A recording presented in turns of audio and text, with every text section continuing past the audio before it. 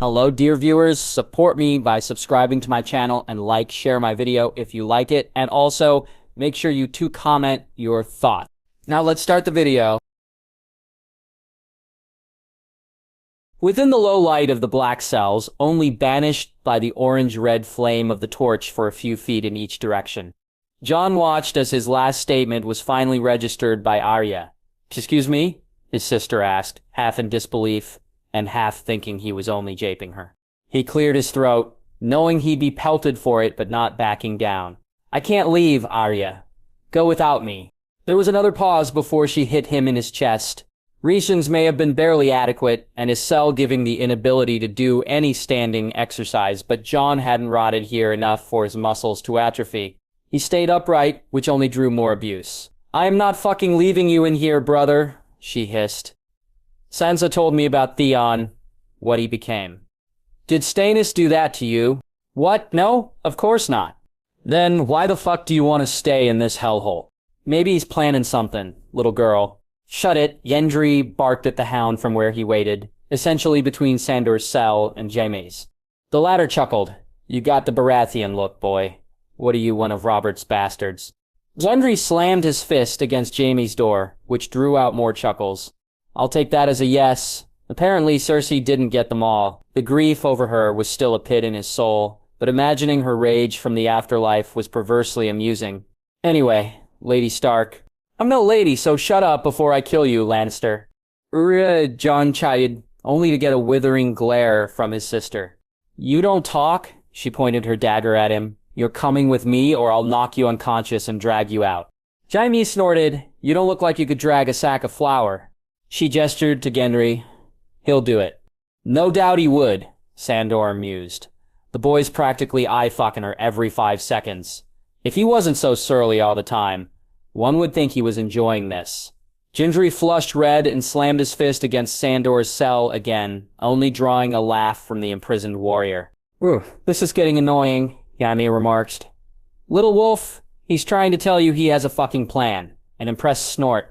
"Ned Stark's son is finally playing the damn game before he gets himself killed." Arya blinked, confused. "What is he talking about?" "Urizier. I think we need to go soon," Gendry observed. "The guard shifts are an hour long. It's only been, 15 minutes? Hold your damn horses." Arya was never one to take risks, but this was too important, and better do it here where no one else was likely to disturb them. "What game? What's going on?" Jon shook his head.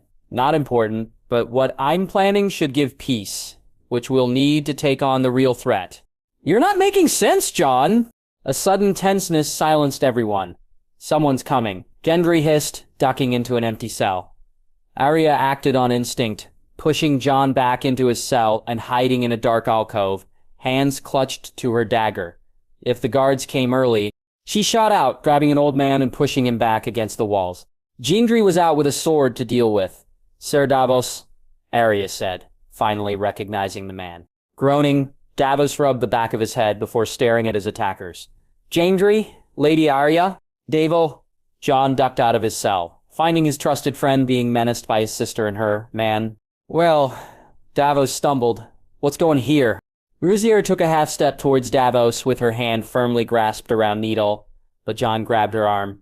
"Arya, no. He's fine." "Fine? How?" she said. "He's seen us." "It doesn't matter," Jon told her. "He's a loyal friend."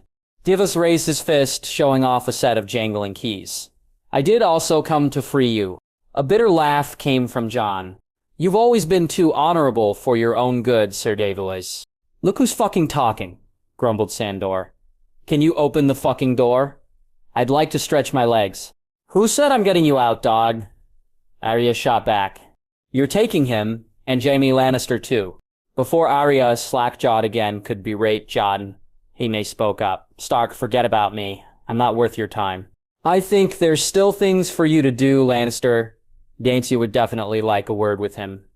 "Davos, what's going on up there? Why are you here?" The old man sighed. "Long story." He placed a hand on Jon's shoulder. "Don't ask me to betray Stannis, but I have a duty to you too, and to young Shireen." Their eyes met. "I came to set you free because you don't belong in a cage. I'm not sure what Stannis' plans are for you, but I don't think it's anything good. Which is why we need to leave now, Arya pointed out. Glad someone thought like her. Stannis won't kill me. He still thinks he needs me. I think he wants me back on his side, Jon said. But you're not. He's going mad. Davos shrugged. I wouldn't say that. He just has a lot of power now. He's not sure what to do with it yet. Also, Daenerys Targaryen breathing down his neck isn't helping his paranoia. Regardless, staying here truly is mad. Please, Jon, come back home with me. I've come for you and I won't leave without you, Arya said, pleading. Don't make me take you unconscious. Jon sighed, stepping forward. He took Arya's hands in his. Listen to me. I have a plan. If I go back to Winterfell, that solves nothing. I have to stay where I can do some good. You're not making any sense. Just let me explain, Jon huffed. You will take Sandor and Daime with you. I will stay here. Davos will sound the alarm. If I stay whilst you all escape it, it might prove my loyalty to Stannis. It won't be real, but it will be to him. I think all he wants is me by his side again. If I dangle that in front of his face, he'll take it like a starving dog. Everything he said was on the fly, just jumbled together, but sometimes a person had to roll with the punches as they came. He'd seen worse plans. I think you're forgetting your insubordination against him, Arya said. He'll kill you. Stannis knows what he had with Jon. He beat me. He faces a greater threat with Daenerys. He won't pass up a chance for his ace in the hole again. Jaime mentioned. Arya glared at him, but didn't say anything. Sorry, Jaime is right, Jon agreed. If Stannis can have me back, he'll jump at the opportunity. He may not trust me now, but if I choose staying in the cells when the option of escape stares me in the face, he'll have to think twice about it. What if you're wrong? It's a gamble, like every plan is. Razier shook out of Jon's grasp and walked over to Gendry, who just shrugged. What if he just uses you as a hostage? She asked. I've been a hostage before. I'm prepared to talk myself out of it. Since when are you good with words? Arya turned around with a scoff. That's never been you. I've changed a lot since then. I'll figure it out. Arya, I'll be fine. I can handle Stannis. So, what's supposed to happen then? If he just doesn't kill you for some reason, well, ideally he'll send me to inform on Daenerys. Everyone but Jaime gasped. What? It's logical. You just spent time explaining how you think he'll want you by his side. Now, you're saying you think he might send you away. Arya shook her head, crossing her arms. Your plan is sounding worse and worse by the minute. I'll make sure you don't hit your head when Gendry clobbers you. Rosianne's solid on this. Besides, you think that I'd just let myself be knocked unconscious? The plan is worth the risk, Jaime said. If Stannis trusts him, he either gets to stay here and dismantle him from the inside, while sending information out about what's happening. Or if he gets sent to Daenerys, he can report back incorrect information to Stannis to fool him. Either way helps everyone against our common enemy. Jaime is right. Again. Why in seven hells would he send you to Daenerys? Well, I think he believes she has unrequited love for me. So much so I could return and be trusted by her. He'd want me to feed him information so he could plan accordingly. Jon surmised. Even I think it could work. Sandor half laughed. Yeah, perhaps, Gendry said, shrugging. Neither of you are helping, Arya scowled. Rhea, I'm sorry, Jon said, walking over to her again. But this is happening. Before she could respond, he moved over to Davos. Go sound the alarm, but give it a quarter hour or so before you do. Are you sure about this, Jon? Davos asked. This is surely wilder than any other battle plan of yours. Jon put a hand on his shoulder. I am, Sir Davos. At the reassurance, Davos murmured his assent and raced off. When he was gone, Arya tugged on Jon's hand. Come on. Rosie, I told you, I can't go with you. Any reason you have for not coming with me is horseshit. I came to get you. You are coming with me. I can't leave you here, Arya said, not backing down. You think you'll be able to play the damn stag? Stannis will kill you, burn you, at the stake, just like he did Cersei. That won't happen, Jon waved it off. How do you know? Jaime answered from behind them, because Jon is the son that Stannis always wanted. He won't throw that away.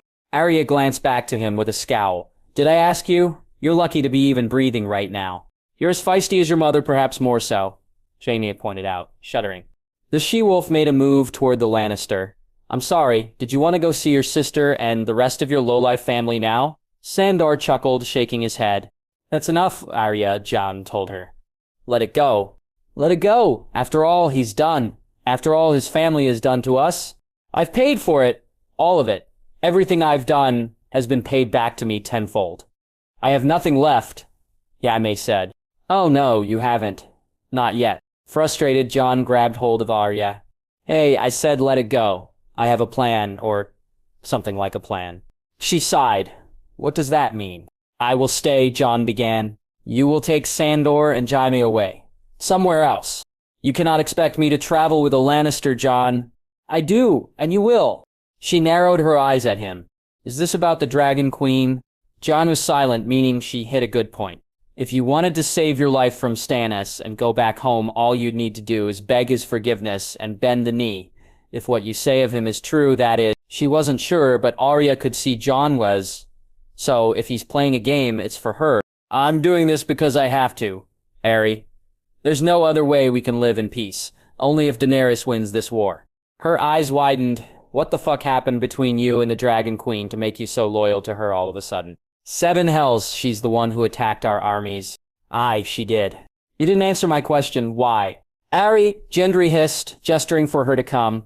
Guard shift soon. Watching Arya torn, Jon made the answer. Because I need her light in my life. She makes the darkness not so bad. It would have to do for now. He knew Arya deserved something not so complex. But they didn't have the time to dither. Go, Arya. Just get. Don't worry about me. I'm not leaving you. It wasn't as insistent, though. The reality was dawning on her.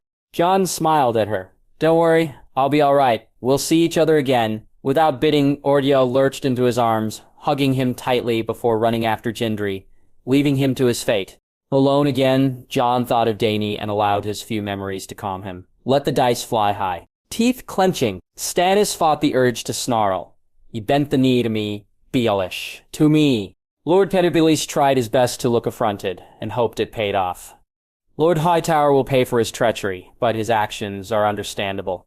You did not vanquish him in open battle, but the Dragon Queen did, and what whispers I know indicate that hostages have been taken. Lord Hightower's brothers reside in Sunspear, and his youngest sister is Daenerys Targaryen's personal hostage on Dragonstone.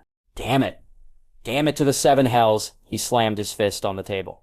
Cersei is dead, the kingdoms lay before my feet, and the Iron Throne is mine, and yet I still haven't achieved victory. Night had fallen once the King's War Council was concluded, and the news was middling on all fronts. The Hightowers refused all requests for troops and indicated that, while on defensive footing, their loyalties were now with the Dragon Queen. The North wasn't responding, while most other realms had already contributed what they could. It was, frankly, a mess. The naval strength he had all those years before were dashed, the Dragon Queen controlling the waves.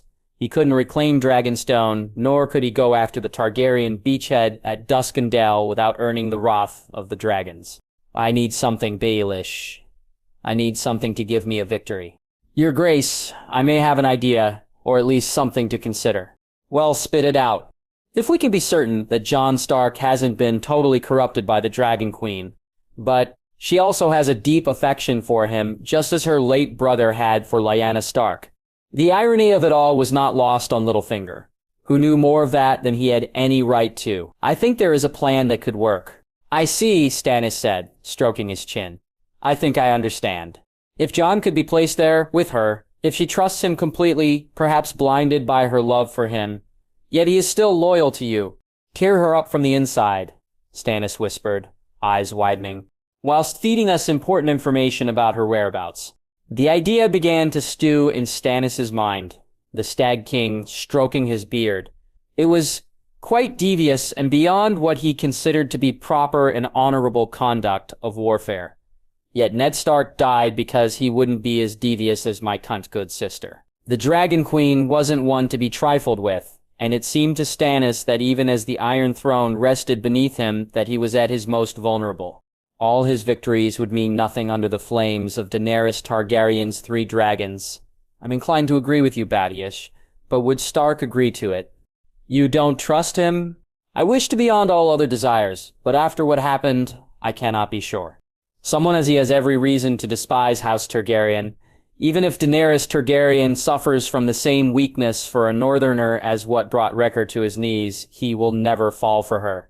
Baelish lied. He knew not what Jon Stark truly felt, nor did he care. While the Sand Snake gives you leverage over Dorne, you have no options but defensive ones in the war against the Dragon Queen. Only through subterfuge can you obtain victory, as you did over your brother Renly. The king stiffened. Watch what you speak of, Lord Hand. I do not know much, but I do know that Brienne of Tarth didn't kill him. She was like his shadow. Watching Stannis' face pale and fists clenched, he smiled softly. None of this is condemnation, Your Grace. You have my respect for doing what needs to be done, and this needs to be done if you are to assume uncontested rule over the Seven Kingdoms. Before Stannis could respond, the sound of shouts drew their attention. What in seven hells? Randomly, a guardsman came through the door without knocking. Stannis and Littlefinger both jumped at the sound of the door hitting the wall. The guard walked over, red in the face. What in seven hells are you doing?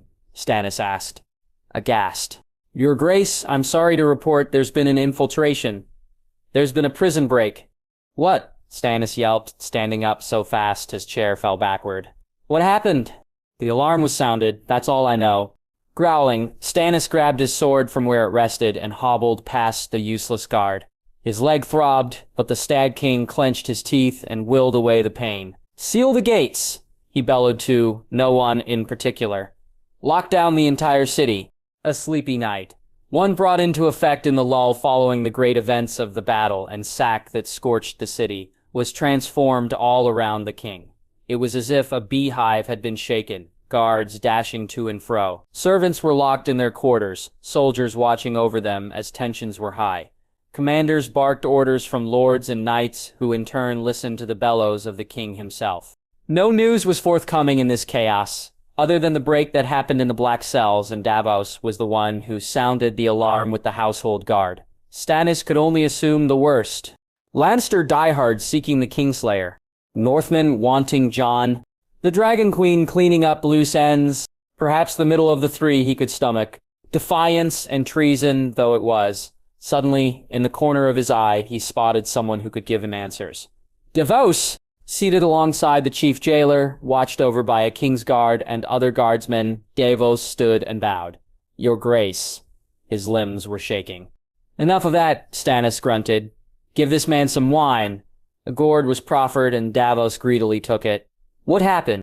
Actria Stark, she and someone else, somehow, snuck into the Black Cells. I stumbled on them while they were doing the deed, and they overpowered me. I'll have their heads for this. Stannis seethed. Did you see them enter? Taking a swig of wine to steady his nerves, an action that didn't look at all out of place to his great relief, Davos shook his head. No, I merely happened upon it. Wouldn't have noticed that the Kingslayer or Hound disappeared. I find that hard to believe, Littlefinger mused, crossing his arms. If he could rid Davos, as incompetent once and for all, his position would be easier. But the lead jailer came to his defense. Such is the nature of the Black Cells, Your Grace. Many go in and just fall apart, dead to the world.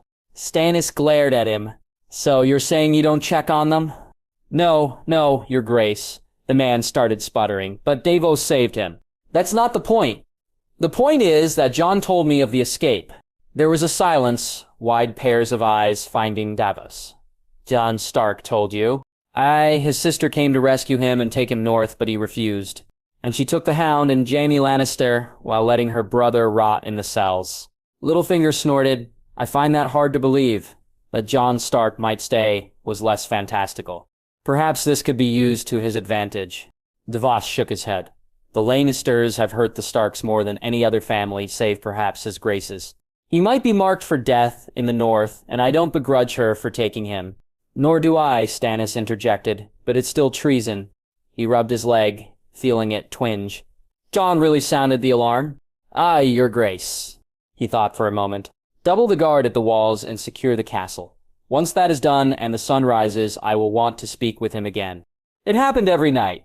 Well, most nights, since they first joined. Trudging from the great hall or from her solar, eyes haggard and head throbbing from a hard day trying to keep the disparate factions of the north together as winter hit.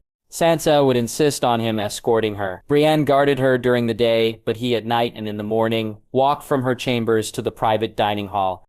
Brienne knew, or she had to have had a clue.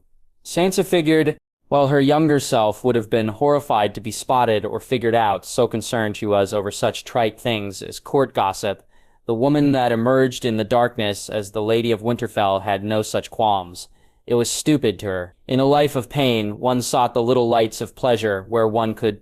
That being said, outside her chambers they were perfectly formal and put together. She wore her thick woolen dresses in her house colors. He liked his leather armor and sword clipped to his belt. Goofy and unskilled as he was when they first met, Sansa's surreptitious glances at Sir Podrick during the day revealed a powerful warrior. He grew more skilled by the day, and such brought him confidence. She liked his confidence. Unlike Joffrey or Ramsay, it was firm yet gentle, never intruding on her. Perhaps that was why Sansa was drawn to him. He had an air of strength that was never used to encroach on others. Jon was the same way. Yet Sansa took quite a while to distinguish that from the other sort of confidence. Not anymore. "Here we are, my lady," Podrick allowed, dipping his head and motioning for her to enter the now open door. Sansa nodded to him and made her way to the door, only to turn back. Red hair framing her face, she bit her lip. An unspoken invitation. He reached for her hand, silently asking permission. She grew to enjoy his politeness. A smile, saying yes without words. Podrick said nothing else, just following her inside. It proceeded just like every night. As soon as the door closed, their lips met. Unlike her past experiences, it was always Sansa that initiated, and she greatly appreciated Podrick allowing her to take the lead. She never talked about what she endured, but he seemed to understand, never taking more than he was bid to, which slowly lowered Sansa's walls, as she fought her darkness to reward him with more. Tugging him to the bed, the arrangement always proceeded the same. They'd kiss, they'd touch, he'd warm her insides with his sweet yet passionate caresses until she yearned for more. But Podrick never pushed since she never gave him the agreement to. Sansa simply wasn't ready with the thoughts of Ramsay's brutality and Joffrey's cruelty still harming her. But she was no defenseless maiden, she was a direwolf, the woman that ran Jon's kingdom while he was away. Sansa Stark was stronger than this, and in finally finding a good man, she was determined to put the pain behind her. A week of steeling herself was about to come to fruition. "Bed me, Pod," she whispered as he kissed her neck. Stripped of his leather cords, he wore but a tunic and trousers. Podrick looked in her eyes, shocked. "Are you sure, my lady?" Sansa cupped his cheek. "Please. I don't want to hurt you." "Go slow, but I want it, Pod." Her hands began to loosen the ties of her dress. "Please?" Reclaiming her lips, the slow caresses grew more ardent, flesh exposed on both participants. Sansa, for the first time in her life, allowing her body to be bare to a man. She trembled out of nervousness, yet soon found such nerves misplaced. It was warm, it was gentle, it was feeling his strokes and kisses as a welcome guest rather than a hated invader. Sensations she had never before experienced made Sansa fall undone, losing herself in pleasure long denied to her. Drawn away from the scene, their eyes returned to their normal gray hue, dull and listless, but still recognizably human. Such was valued by them, for such remaining features of he who had once been Brandon Stark were needed. Unfortunate, but needed, at least for now. Amusement danced in their mind. A more lecherous greenseer would have kept watching the scene, allowing their thoughts to wander pruriently and their base desires aroused. They thought such things trite and stupid. No, the feeling approximating happiness, more like satisfaction really, was due to the simple fact that what he subtly engineered was coming to pass. The sister of Brandon Stark had found a man to care for her. Finally, after so many years, they'd seen the abuse she suffered and made catalog of it. Sansa was hardened, but even such a person sought out love, and she now had it. Now her guard would be down, and her suspicions of them distracted. Crushing that joy of the Stark girl would wait till the usefulness of the distraction wore out, though perhaps they could be of more use to me. Something to ponder for the future as their eyes rolled back in their head, losing themselves in the vast continuum of what was and what will be. Jon Stark has reached King's Landing. From where she sat before the painted table, eyes hard and staring at the various markers as if she expected them to start moving on their own accord to do battle with each other, Daenerys Targaryen's gaze shot up, her attention fully directed to her master of whisperers. He has? Are you sure of this, Lord Varys? Missandei asked, feeling of some dread building. Slowly, she inched herself closer to the queen, ready to give support if the whispers were as bad as she expected. As sure as I can be, Lady Missandei, Varys replied, his hands clasped together. He arrived in the capital just as Cersei Lannister was being executed, burned at the stake. Eyes flickered to Tyrion, who was stone-faced. Many would think it fitting, he finally stated, voice ashen. Perhaps I as well, since she wished me dead since I was born. My birds say she did not die from the flames, but from a thrown blade. Tyrion blinked. What do you mean? What does this have to do with Jack? Lord Stark? Dany asked. Varys took a breath. His younger sister, Arya, allegedly tossed a blade at Cersei and stabbed her in the heart before the flames could take her life. A new voice spoke from across the painted table. Damn shame. If you ask me, shoulda let her burn. A gift from Lord Baelor Hightower along with his promised hostages. Lord Garland Tyrell of Highgarden was the new Warden of the South by Daenerys' decree. He controlled little, for it was not certain how reliable the banners of the Honeywine Lords would be under the command of someone who didn't control his own keep.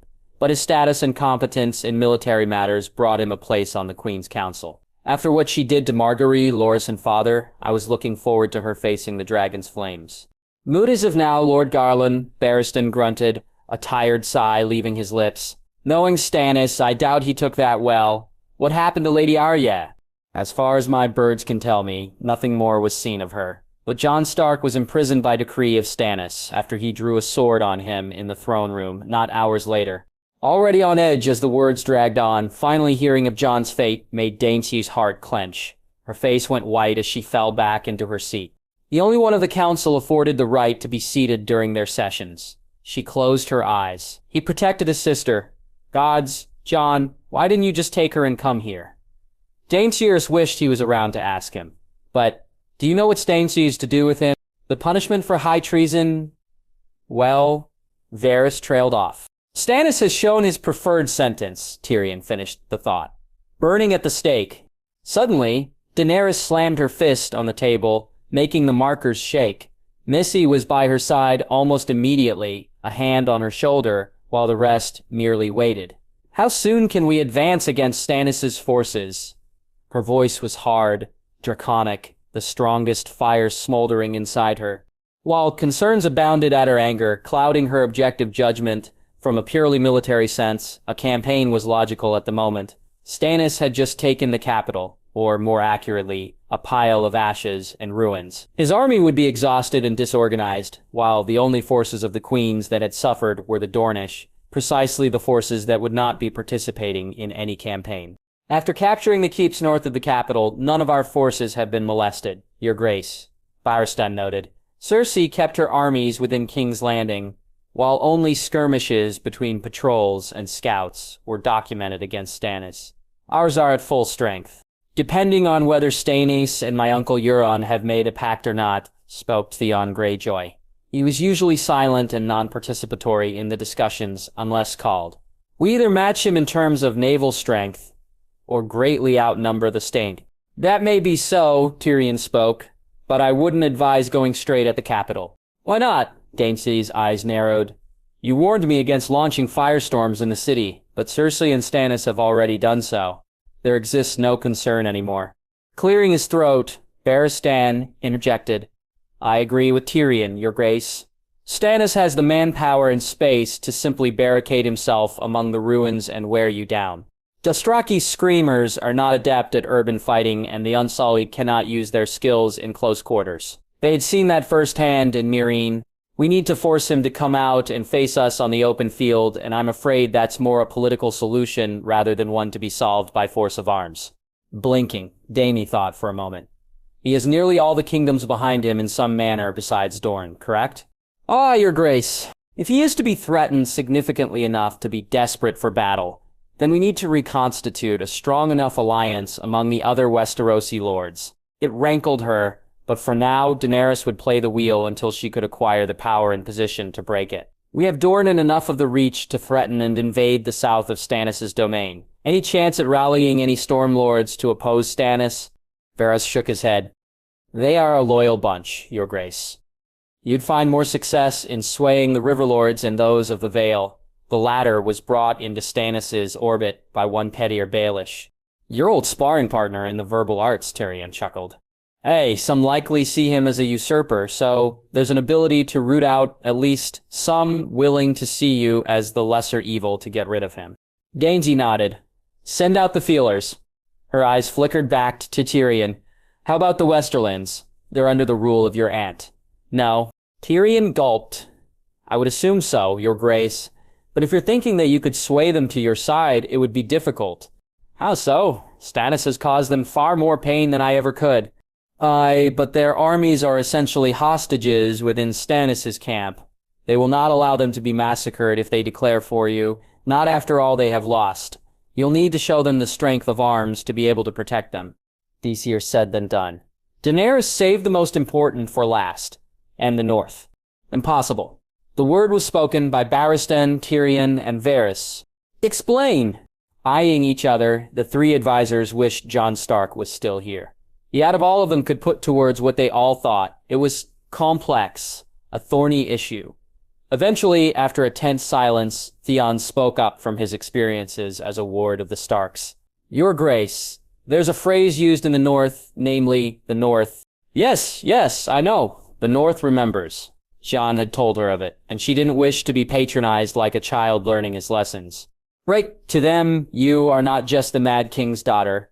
There may have been wiggle room there, but now you are the one that killed Jon. He isn't dead. No thanks to you. Dario may have buried the knife in his heart, but Darity knew it was her responsibility in the light of day. Eoch shook his head. Without absolute proof, they will not believe you. Stannis told them first. Most likely, and therefore, you are the incarnate of evil in their eyes.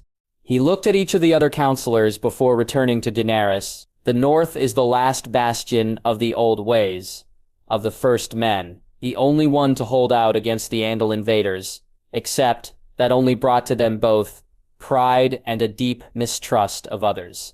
Roswolton killed his king, my once brother Robb. He closed his eyes.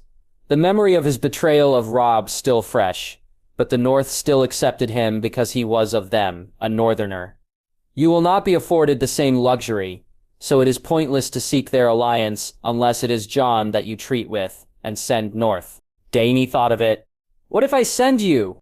Your Grace, you are Sansa Stark's brother, effectively. If I send you, would she trust you when you tell her that Jon Stark is alive? She might, but the others likely won't. I don't care. Do what you need to. My saucy captains can handle whatever fleet Stannis sends at us. This time, Varys could give good news. Your Grace, I was waiting for the right moment to tell you of this, but we can ultimately put to bed any issue with control of the sea lanes. Her eyebrow rose. Go on. The Tigers of Volantis have been defeated by the Elephant Party, led Treyarch Shaenir of Vassar, and I have been in correspondence, and she wishes to forge an alliance with you. With her, she brings the 3 daughters and the magistrates of Pentos.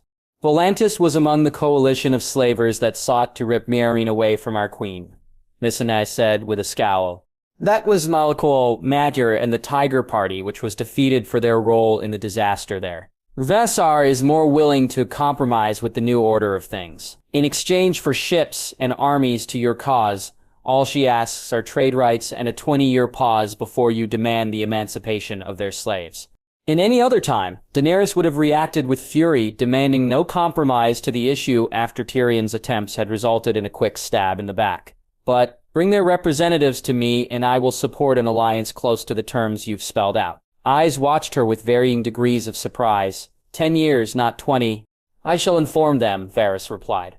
Nodding, Dea raised her hand and waved them out. Leave me. As per experience, all filed out aside from Missandei, whose arms opened just as Daenerys fell into her embrace.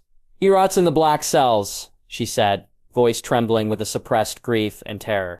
Missandei rubbed her back soothingly. I know. Even before her oldest friend, she held back. Daenerys couldn't help it, but knew if she let go, she'd be lost. I should have made him stay. He needed this, Your Grace. He needed to be alive. He needed to be safe. He needed to be with me.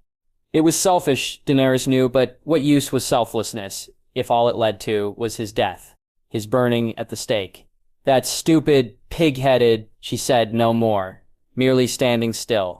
Hours later, the last rays of sunlight poking over the western horizon, the Dragon Queen made her way across the grass of the rolling plains of her island domain. The dragon stretched out before her, Viserion leaping from the cliffs on his evening fishing, Rhaegal morose and quiet as he lay curled up upon the grass, and Drogon, her own mount, merely watching her with his amber gaze. "Hello, boys," she said in High Valyrian, the musical tone of her accent coaxing a gentle growl from him.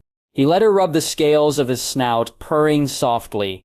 The dragons were monsters to all others, but to her they were the most wonderful of beasts, intelligent and ever devoted to their riders. "Jon Stark is in danger, and there's nothing I can do." With them, she could say anything. As if knowing what she needed, Drogon lowered his wing. Wordlessly, she climbed onto his back, letting the warm scales below warm her comfortingly. "So Vogan." At the command, he roared, pushing off the cliffs and flapping hard. Higher he went, drawing Dany into the night sky, underneath the wide gulf of stars. This was her domain. This was her realm. And in this, Dany found the only scrap of peace she could feel since parting with Jon. "Get up." A sharp kick to his side made Jaime grunt, coughing. "We can't waste time lounging around like sissies." Arya barked. "Get up, Kingslayer." "I am not lounging around," he shot back, though the fire wasn't there anymore in his voice. "Forgive me for tripping on a rock." The Stark girl rolled her eyes. "You could have pulled yourself up." Yaxley sighed. "Perhaps I would have had you not bound my hands." Truly, he smirked slightly in enjoyment when her scowl deepened and her face twitched at his comeback. "They say she's Lyanna Reborn, but that annoyed expression is completely of Lady Catelyn's." He had seen it firsthand when the late Lady of Winterfell would interrogate him in his pen at the northern camp. All her offspring shared it, except, ironically enough, Sansa. While an ape of her mother in most things, her ire was closer to Ned Stark. The gods have a sense of irony, it seems. "He's got you there, Aerie," the bull replied, breaking the silence. Arya was not amused. "Shut up." At his stare, she shook her head. "I'm not untying him. He's too dangerous." Jaime snorted. "Perhaps I should be flattered. If you consider me a one-armed man broken down by a week in the black cells, then I must be a true monster." He vastly preferred Jon Stark to his half-sister. While Arya was a prettier face, her brooding was one liable to stab him in the eye if he looked at her the wrong way. Jon was more likely to stab himself in the eye to end his suffering. Much easier to deal with, if just as irritating. "Relax, my lady. I am of no inclination to harm you." "I'm no lady," Arya kicked him again, "and I don't fucking believe you. Look what you did to my family, to my father. Then you ran away like a coward, so why should I believe you? Can I answer? Or are you gonna kick me again? And I could use a swig of water." "Flock off." That comment only got a pebble thrown at her. "Seven fucking hells, girl. We've all got blisters on our feet." The Hound was certainly one not to mince words. "We're resting." Yadir glared back at him. "We're moving to stay ahead of the patrols." "We're resting, and that's that." "I'm actually a bit tired, Aerie," Gendry said. Jaime could definitely see the resemblance to Robert in him, a clean-shaven mirror of the stag when he had won his kingdom and married Cersei, only without the sense of bombast, violent temper, and lust for pleasure. The lad was more soft-spoken, probably why he and the wee Stark make a good team. If Lyanna Stark was anything like Arya, as the Northmen like to say, Jaime knew Robert's marriage to her would have been worse than his and Cersei's. If that was possible, though Jaime figured his affair with his sister made it worse. Fine. Yaxlia was a poor loser, it seemed, and crossed her arms and sat upon a boulder with a sour scowl on her face. Jaime took advantage by righting himself into a seated position, doing his best to wipe the dust from his face and ease his chafing wrists from the tight rope. In the vast distance of the plains and scattered woodland of the Crown lands close to the sea and Blackwater Rush, it was as if the land was teeming with life, but deserted of all men. The battleground between Stannis and the Dragon Queen, northwest, was Harrenhal and the King's Road to the north, while northeast led to Duskendale and Daenerys Targaryen. "You didn't answer my question, Kingslayer." giving Arya his best charming grin a hard task, since he had little to grin over cockily these days. Hanya shrugged. I got nothing else to fight for, Stark. My sister's dead, my father's dead, my aunt and distant cousins had our house and bent the knee for Stannis. Yet my brother is an advisor for the Dragon Queen. You still have personal motivation, then. Vengeance. What worth is vengeance? All I have to fight for are dead. She tilted her head quizzically. There's always vengeance to be had. Cersei thought that was why she had Robert killed. Look where it led. He would have spread out his arms, but they were bound. That's my father you're talking about, Lannister, he heard the bull say. But Gendry sighed. Never knew him, barely knew of him even. Those living on a bowl of brown all day. Don't much see any difference between one king and another, lest they blow up the city, he added sheepishly. Don't worry, Lannister. I shan't seek revenge for a person I never knew.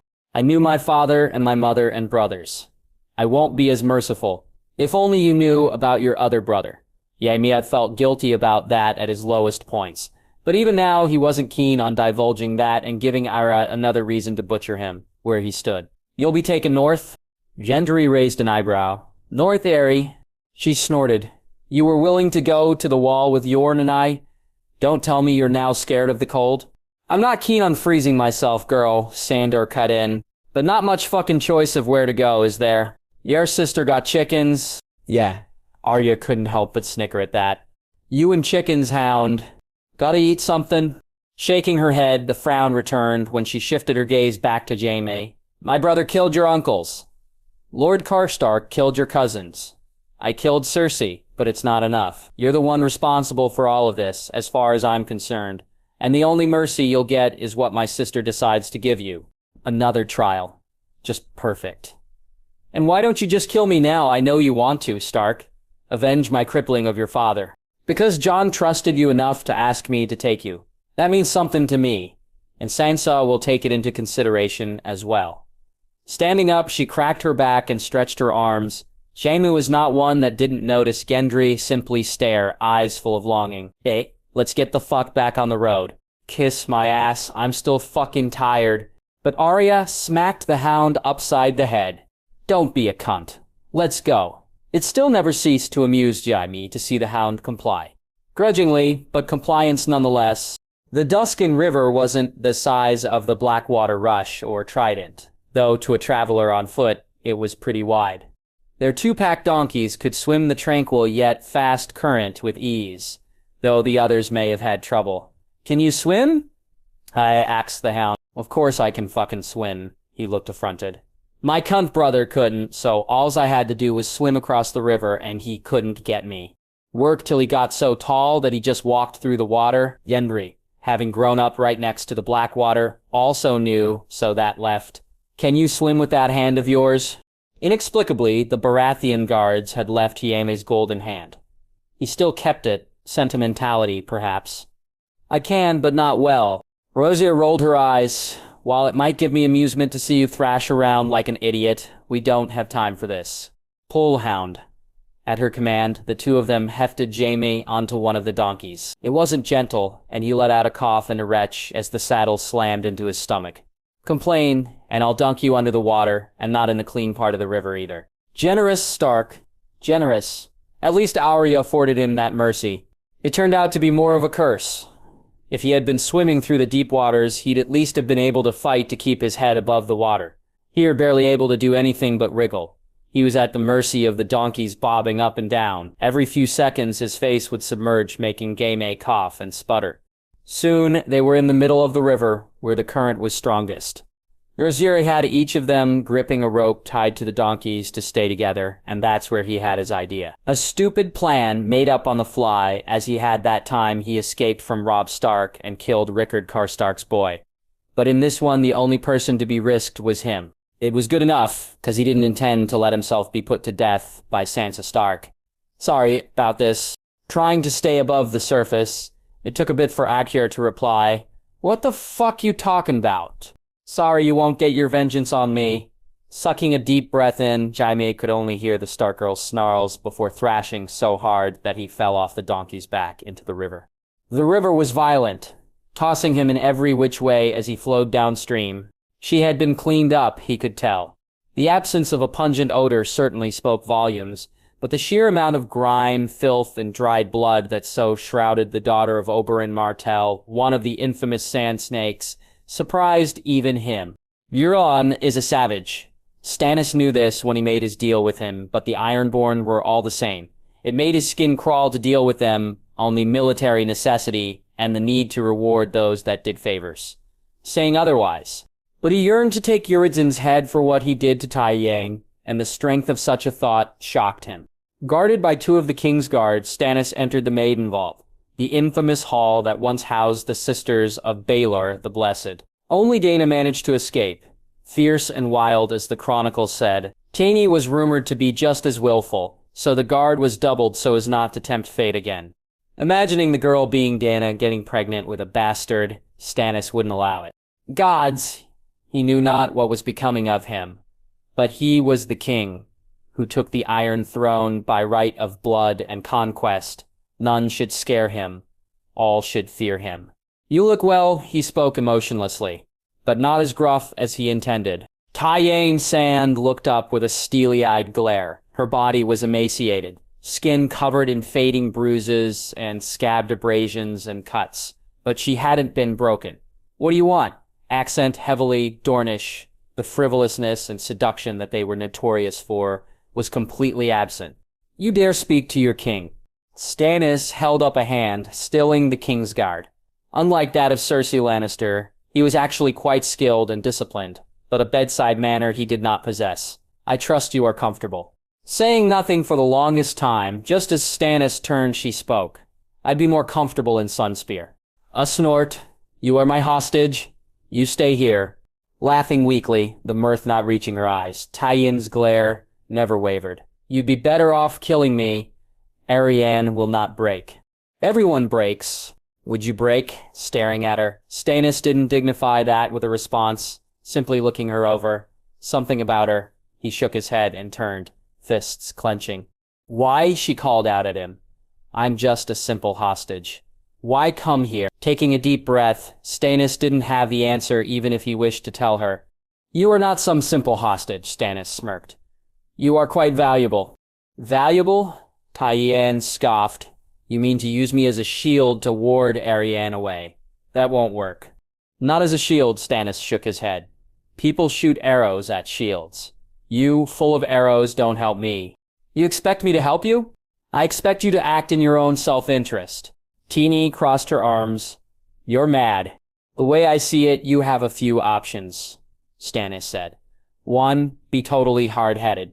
I throw you in a much darker and shittier cell, to reside forever. 2, be open-minded. There is a situation forming you may be comfortable in. In that situation, you get everything you want. 3, be completely hostile. I tie you to a post and set it ablaze. Hearing the last option did make Taiciane pull a face. Stannis leaned over her a bit and whispered, You see, I hope you are open-minded. However, I am prepared for all the options. What does being open-minded entail? Nothing overly difficult, though you may refuse at first. Regardless, Stannis told her. It's simple. You were right, in a way. I do want to ward Arianne away. Honestly, the addition of her numbers to the Dragon Queen's forces would be troublesome. I want to forgo having to deal with that. You can be greatly helpful in that. I don't want to help you. Why would I? Because, as I mentioned, the alternative isn't pleasant, Stannis uttered plainly.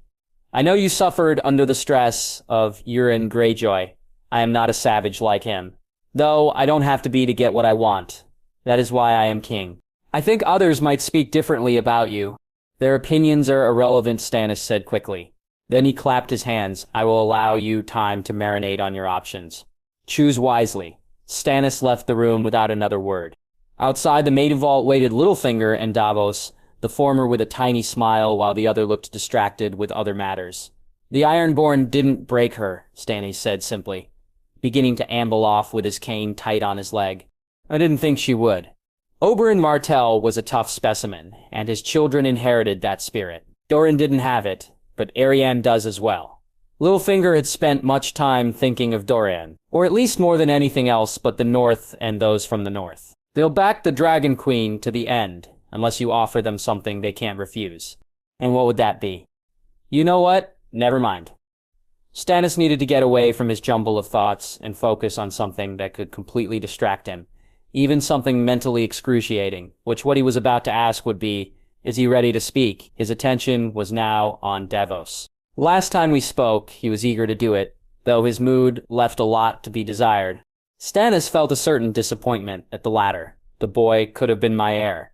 Could have, it was still in the balance, and for the king, he still clung to that hope that the right hand who won him his most glorious victories would return. Bring him to me, Davos.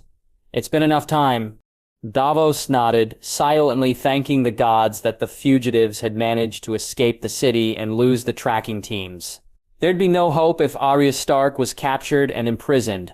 There could be no reconciliation if harm befell his sister by Stannis' hands, even if the reconciliation was mummery. Focus on what is, Davos, not what isn't. Words his wife had told him that he always kept at heart. Watching the Onion Knight leave, Stannis looked back to Baelish. Tell me I'm making the right decision, Baelish. You are making the right decision.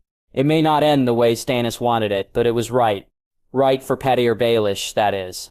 Jon Stark will be the undoing of Daenerys Targaryen, whether he betrays you or not, and he shan't betray you, don't worry. Only the latter might be a lie, but it was what Stannis so wanted to hear. How can you possibly be sure Daenerys would only fall through this? It's risky beyond belief for Jon. Stannis, the dourest man in the Seven Kingdoms, was rarely sentimental. Shireen had been one element of sentimentality and Jon Stark the other. Even Davos didn't rate such, let alone someone like Sovelace. We could launch an invasion of Dragonstone, cut the head off the snake before her armies have a chance to react. Baelish shook his head. You'd die, along with your entire army. She crushed Stark with one dragon and annihilated Baelag. Hightower with 2, imagine what she could do with 3. This had been percolating for some time in Littlefinger's mind. Oh, did he miss Varys? The cockless irritant so sharpened his wit. The Targaryens, they are a great empire like Valyria was before them. That's what the dragons provide. If you try to attack them directly, they will annihilate you. However, if you make them attack each other, crumble from within, then they fall. It happened with the dance, and shall happen with Jon Stark and the Dragon Queen. Stay the course, your grace. Tapping his fingers on his desk, Stannis sighed, releasing the air trapped in his lungs as if unburdening himself. Stay the course. I've wavered not since sailing to the Wall, and it's brought me to the cusp of ultimate victory.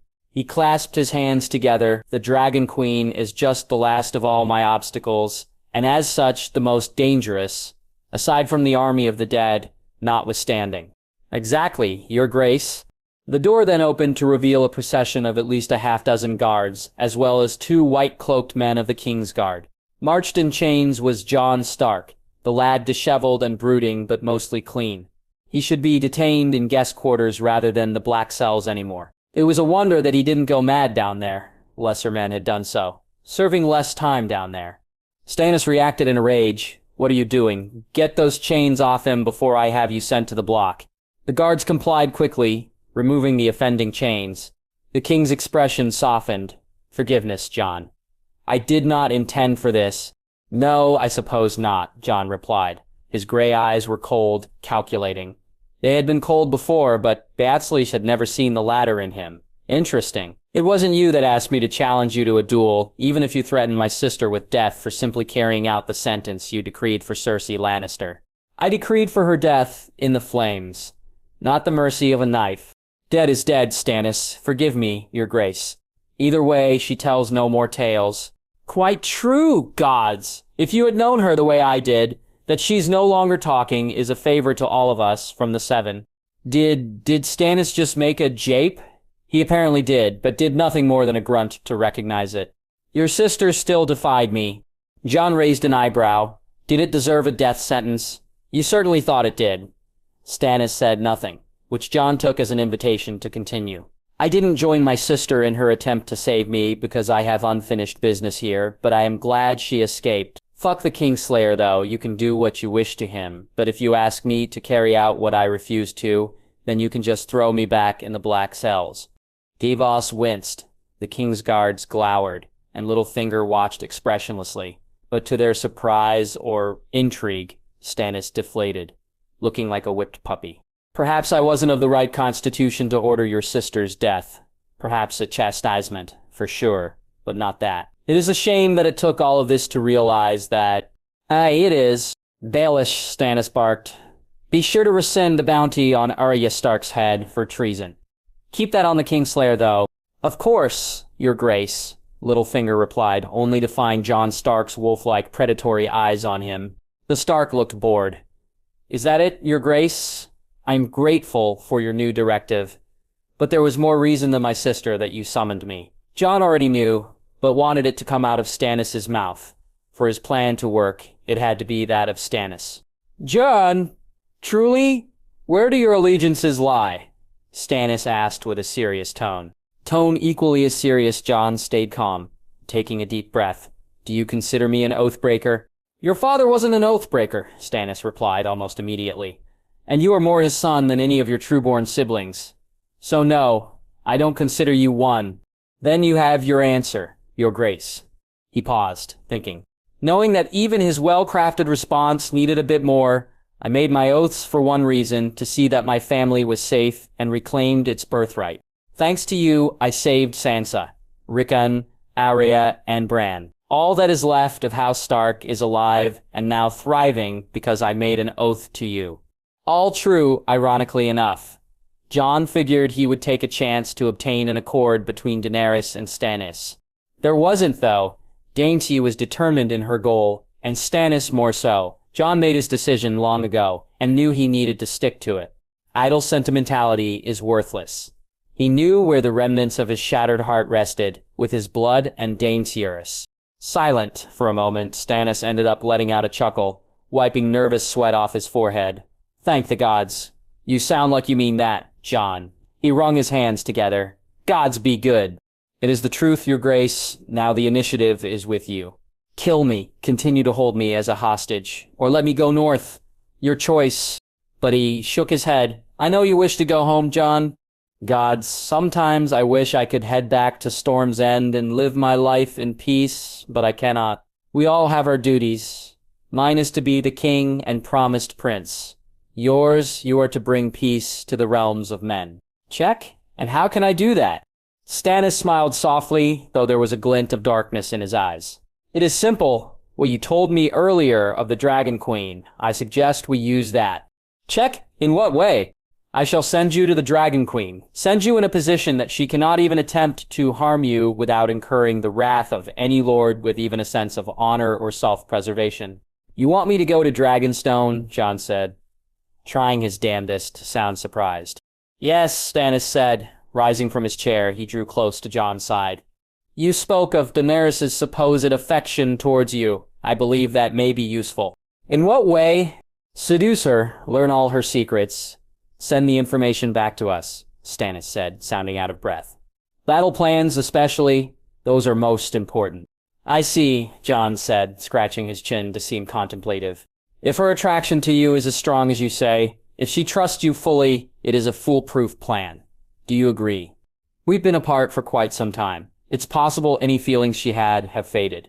In that case, this plan would require some wooing on your side, Littlefinger said. Can you handle this, Jon? Jon pretended to marinate on it. In reality, he was elated. Things were finally shaping up, and it was amazing that they progressed just how he and Jaime planned it. But you can send me there. But how would it look? How would what look? He smiled softly. Deceptively, as if the whole situation intimidated him, from all he could tell. The person he had been before his death was not experienced with plots and deceptions. Sam told me I tried to deceive the free folk, only to end up falling for one. Ironic, he found himself in a similar situation. In love with one he once called his enemy. The last ended up as a tragedy, if I remember the account correctly. This one won't. The way I see it, Daenerys would accept me into her court simply as someone she at the very least lusts after. The feeling was completely mutual, though Jon figured they didn't need to know that. That isn't the problem, since I'm sure she'd be fine with a story that I escaped with Arya. However, why would her advisors, or her as a queen and not a wanton woman, accept me there? If Arya brought me as an escaped prisoner, it's one thing, but you releasing me of your own free will. Unable to help himself, Littlefinger laughed. My, John Stark. From what Sansa told me about you, I never thought you were so perceptive. Must be your mother's blood, whoever she was. A pang of pain and sorrow hit him. Not just one born from what he knew about himself, but something deeper. Aye, whoever she was. Jon decided to move on. Your Grace, what do you intend to do? Regardless of his iconoclastic and hard personality, Stannis had been a player in the Game of Thrones for long enough to know how to survive in it. Robert and his lust for pleasure was a non-factor that needed to be propped up by others, while Renly's vices and scheming nature beyond his station led him to thrust himself somewhere beyond his ability. Stannis survived where his brothers didn't, and it took a certain animal cunning that he had that they didn't. As such, he knew what he would do without Baelish advising him of it. Misunderstandings happen in court all the time. If a ruler was to execute every man that insulted him, then half his retinue would be dead. I shall announce that Arya Stark has been cleared of all wrongdoing, and thus your supposed treason has no basis. The king's fondness for you is well known, Jon, Davos said helpfully, both among our court and likely the Dragon Queens. Jon nodded, finding nothing false about such a statement. And why I'm being sent to Dragonstone? Stannis smiled softly. From how firm his face was, it was remarkably warm. You are to be my envoy to the Dragon Queen. Someone to seek some sort of favorable terms in order to end this fight so we can face the others beyond the wall. The others, as if by instinct, Jon felt that Dany and his family weren't the only things he was fighting for. And would you abide by these terms if I somehow negotiated them? I would. God's help him, Jon couldn't tell if Stannis was lying or not. I'll just have to see. Coughing and sputtering, Jaime clawed his remaining good hand through the mud of the riverbank. What had to be hours of churning in the icy current, close to blacking out numerous times, was finally over. He was cold, waterlogged, and exhausted, but alive and away from Arya Stark. Thanked the Seven for small favors. Finding a jagged rock, he cut the binds holding his hands, his forearms together, and pushed himself to his feet. The sun was low in the sky, but not close to the horizon, so he had some time before nightfall to get dry. Standing on a boulder prevented his boots from getting any more filthy in the mud, and he assessed his options. Alone and without any prospects. A clean slate, ironically enough. Even when with Brienne in the middle of the Riverlands, he wasn't so lucky. Holding the elegantly molded lump of gold in his hand, for the briefest of moments, Jaime thought of taking it with him, selling it, finding some sort of profit to which he could simply escape. Off to Braavos, or Pentos, or even a boat, back home to Lannisport, to the safety of his Aunt Jenna and cousins. Lord, he killed that as soon as it came to mind. There was no point. Jaime Lannister would be a hunted man no matter where he went, nor did he truly wish for this thing to be a part of him any longer. In the golden hand that served as a cheap replacement to the magnificent sword hand that had won him his reputation, both good and ill, the old Jaime dwelled within. The one with the highest of dreams that crashed into a morass of illicit love, bastard children, assassinations of kings and boys alike. The magnificent knight of the King's Guard, as adored as the Sword of the Morning or Barristan the Bold before him. No longer. He was dead, and the cocky bastard that replaced him was but a shadow of that dream. Jane's eyes flickered about, from the hand to the river, and back to the hand again. Did he wish to live? Oh, 'cause if he didn't, he could have let himself drown. He didn't, instead struggling to stay afloat and alive. That said, more than any sort of internal monologue, didn't it? He chose to believe it did. With that settled, the second question slammed against his mind. What did he want to be? What could Jaime Lannister be? Before there was no other choice. Kingslayer, Oathbreaker, sister fucker, murderer, lapdog.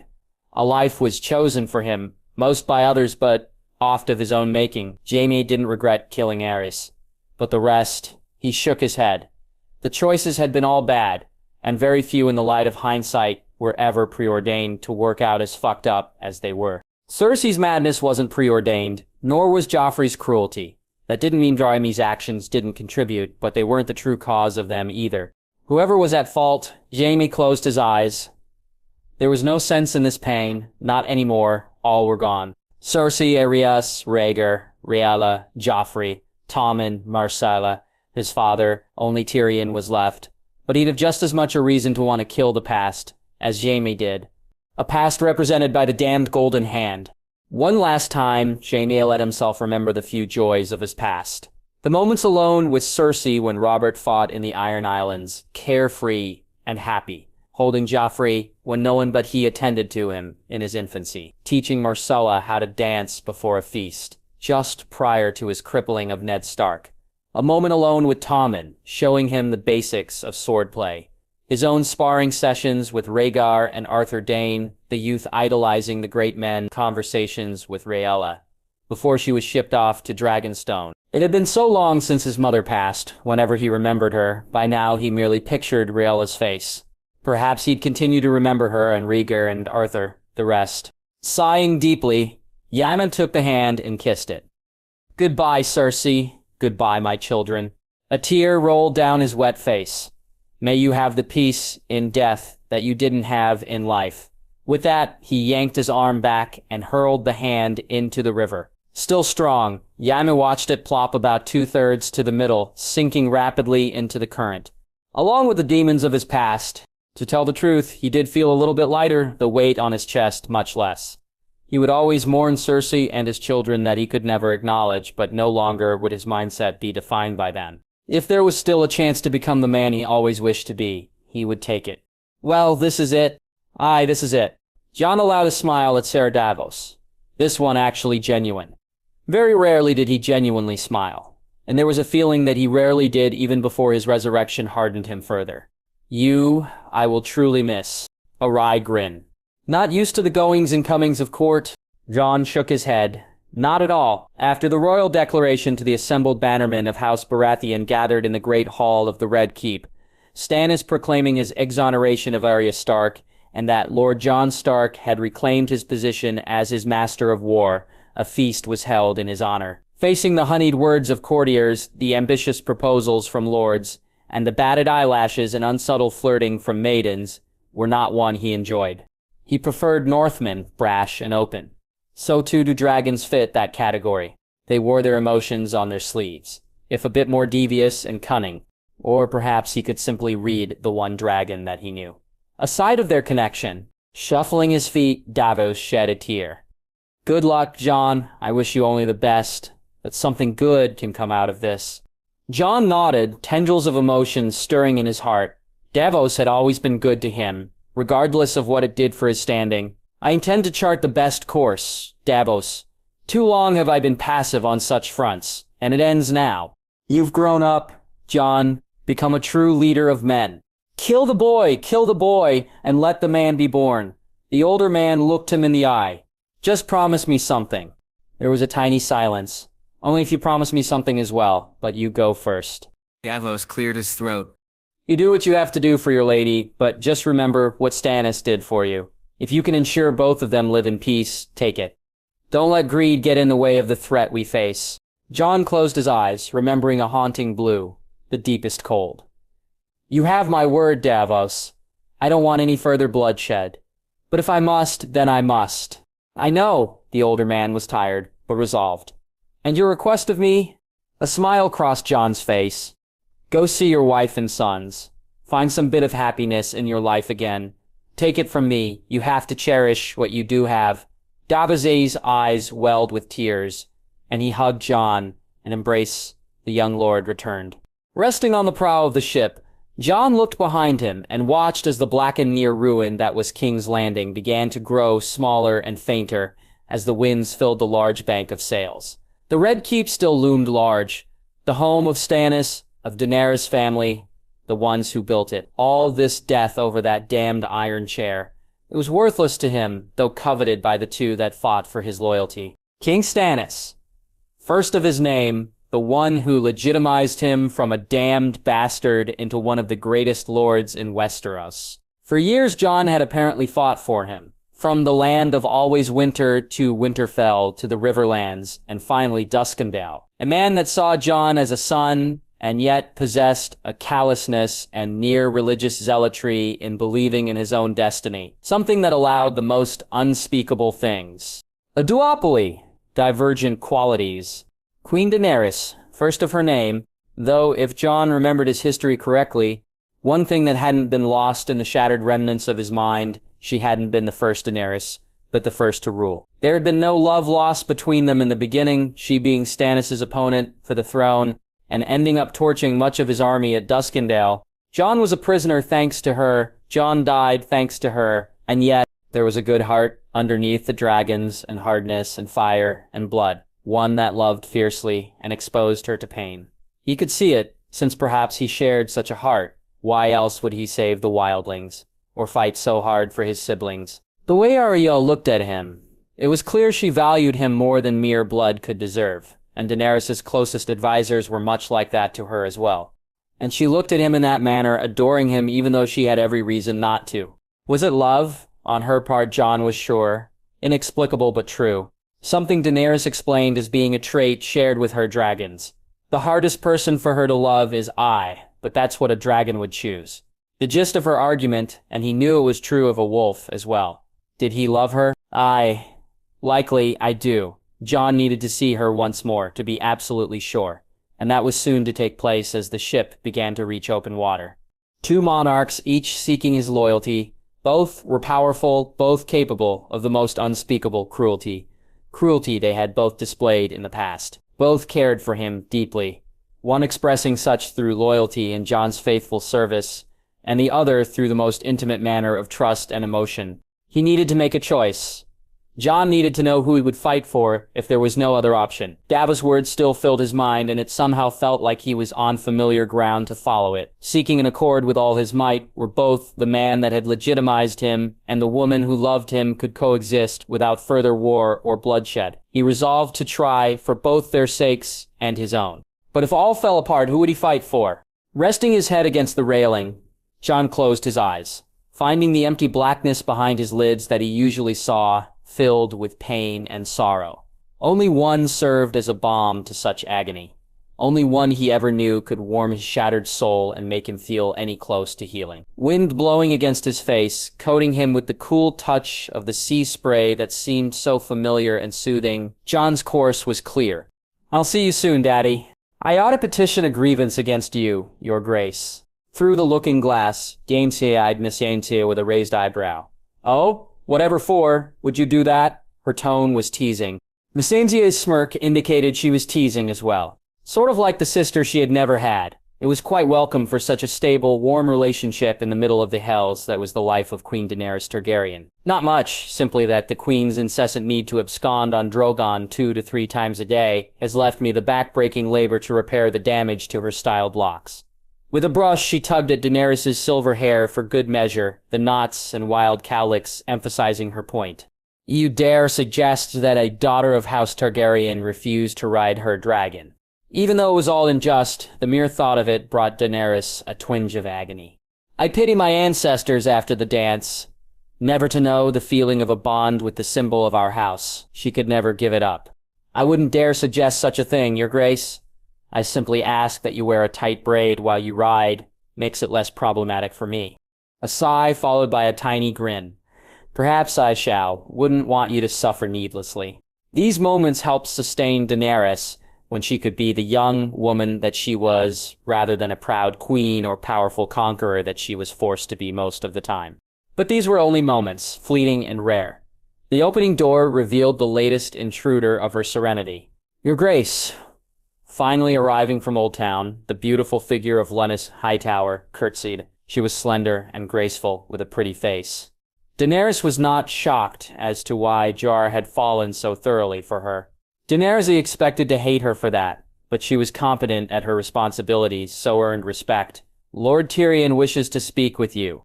Looking at Miss Yarnday through the looking glass, her handmaiden and translator gave Dainty a sympathetic look. Tyrion was capable, on matters not involving war, but could be tedious at times.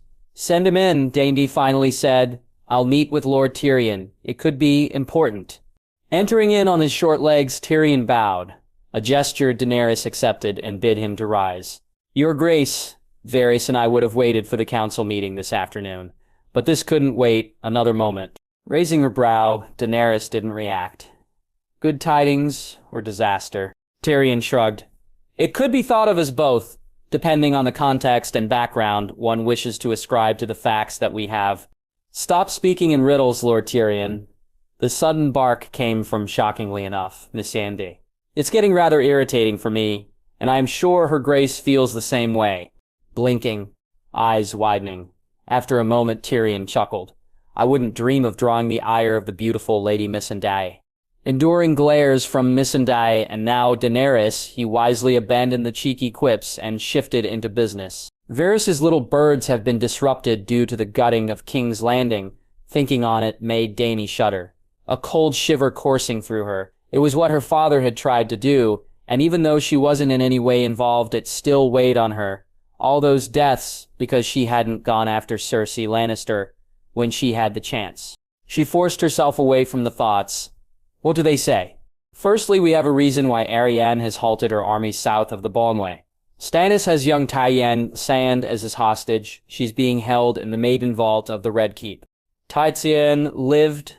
The Atsian was certain. All the Sand Snakes had died alongside Yakar and Alleria. The Ironborn attack on Sunspear was a great defeat for her cause, and would have been a disaster had Arya not been amenable to renewing their alliance. While I am glad for that, her presence as Stannis' hostage bodes ominously for us. She needed Arianne's armies, if not militarily, then for the purposes of propaganda.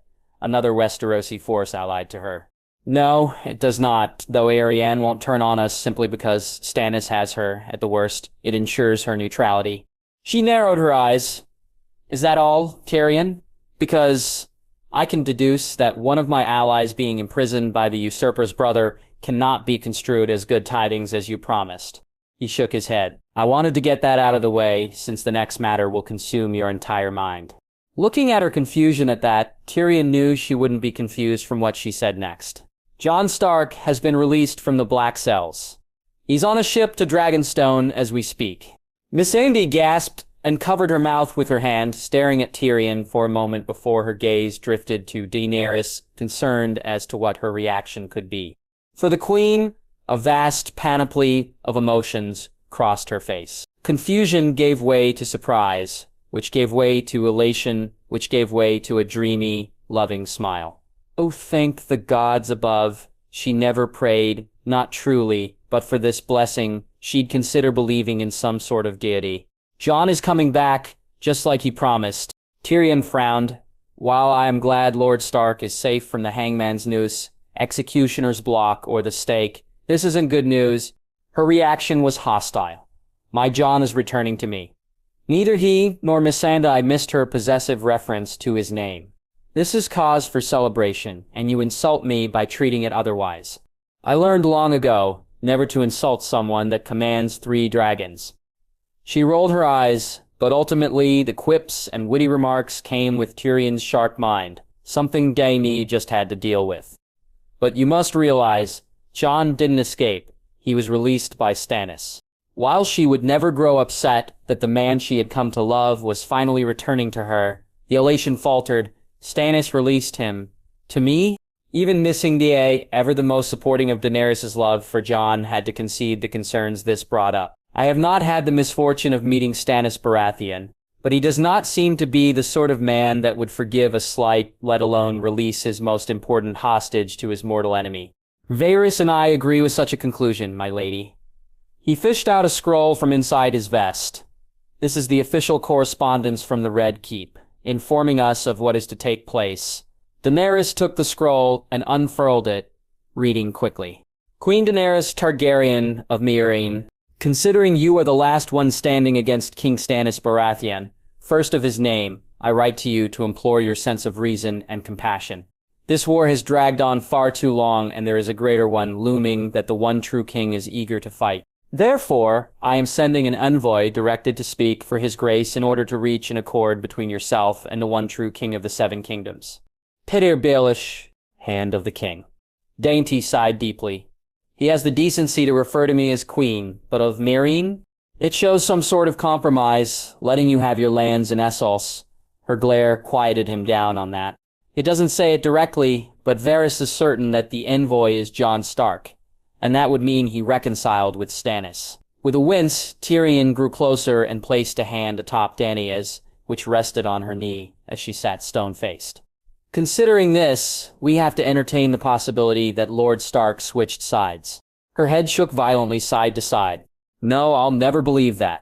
Not Jon, the man whom she loved and was sure loved her back. He promised her after all. I don't wish to believe it either, your grace, but he served Stannis before, and ably I might add. If you're suggesting we kill him, then I point to you the fate of Daenerys. Missandei interjected. She had her own concerns, but wouldn't voice them unless to the Queen in private, or Grey Worm in private. He may have been a simple soldier, but his instincts were good. He had said long before of how he wished to die, with a cup of mead at his lips and a woman's warm mouth around his cock. That hadn't changed one bit. No, I would never suggest killing him. At least again, just be cautious around him, my queen. He may be yours still, and yet he may not be. I advise that we try our best efforts at peace, and I am certain he will be a diligent and good faith negotiator, but do not draw him in too close. Between Missy's concern and Tyrion's insistence, Daenerys felt overwhelmed at it all. Eyes shut, fingers pinching the bridge of her nose, she abruptly stood and walked to the window. Leave me. I wish to be alone. Your grace, now. Of course. Missandei curtsied and walked to the door. I'll be outside if you need me, Lord Tyrion. Her frown left no room for argument that he was to see himself out. Tyrion made no protest, only looking warily at the queen. Finally, alone, Dany trembled from fear and apprehension. Her eyes slowly opened and stared at Blackwater Bay before her. Somewhere out there was Jon, and he brought with him either love or heartbreak. There could only be two. Somehow not knowing was worse than the latter. For good or for ill, soon she'd know the truth, and it seemed to steady Daenerys for what was to come. It wasn't Duskendale, but it would have to do. Hood draped over his head and stump hidden underneath the cloak for posterity's sake, Jaime tried his best to look like he belonged in the tiny village along the Duskin River. A few hundred lived here, which surprised him until he realized that this was rather close to the port city that Daenerys had taken rather early after her arrival in Westeros. Unlike many in the wars that raged across the continent since Robert's death, this town was spared. If only others had been so lucky. Looking about, his options were quite limited after he fled from the clutches of Arya Stark. Jaime had nothing but the clothes on his back and his wits. For a moment he regretted parting with his gold hand, but it would have drawn more attention to him than it was worth. A bag of gold dragons would have been less conspicuous, and yet he had no coin. An unguarded barn about a few miles away had provided a small gourd of wine and a handful of apples to sate his thirst and hunger. Not completely, but better than nothing. However, it was just a temporary solution. He needed to get to Duskendale, and to do that without being vulnerable required a horse, a weapon, and a modest amount of coin. Stealing from the villagers, all of whom looked to be simply minding their own business and concerned mostly with the drudgery of their shit lives, was a bad way to start his newfound quest to reclaim his knightly oaths. What choice do I have, though? Ironically, often the gods chose a path. Suddenly, a slosh of liquid crashed upon his cloak, soaking through it to his hair. Fuck! For a moment he worried it was urine, but the smell was of lye rather, a washerwoman emptying her bucket out of her window. Ripping down his hood, Jaime cursed under his breath. You halt. Jaime's knowledge of Valyrian was horrible. Tywin had been fluent but didn't bother to teach his children, and bastard Valyrian was mostly a lost cause. But Iris had ranted in it often enough for him to pick up a few words, and knew enough that this was not the time to bolt or fight. Even the thought made him laugh hysterically. No sword, no knife, not even a club, and he was without his hand. When the armed men crossed the block of houses, they found him chortling, which caused some puzzlement. You golden man, hands in the air. Those words were unknown, but from the gestures of the men he got the idea quickly. Dark leather spears and shields, unsullied.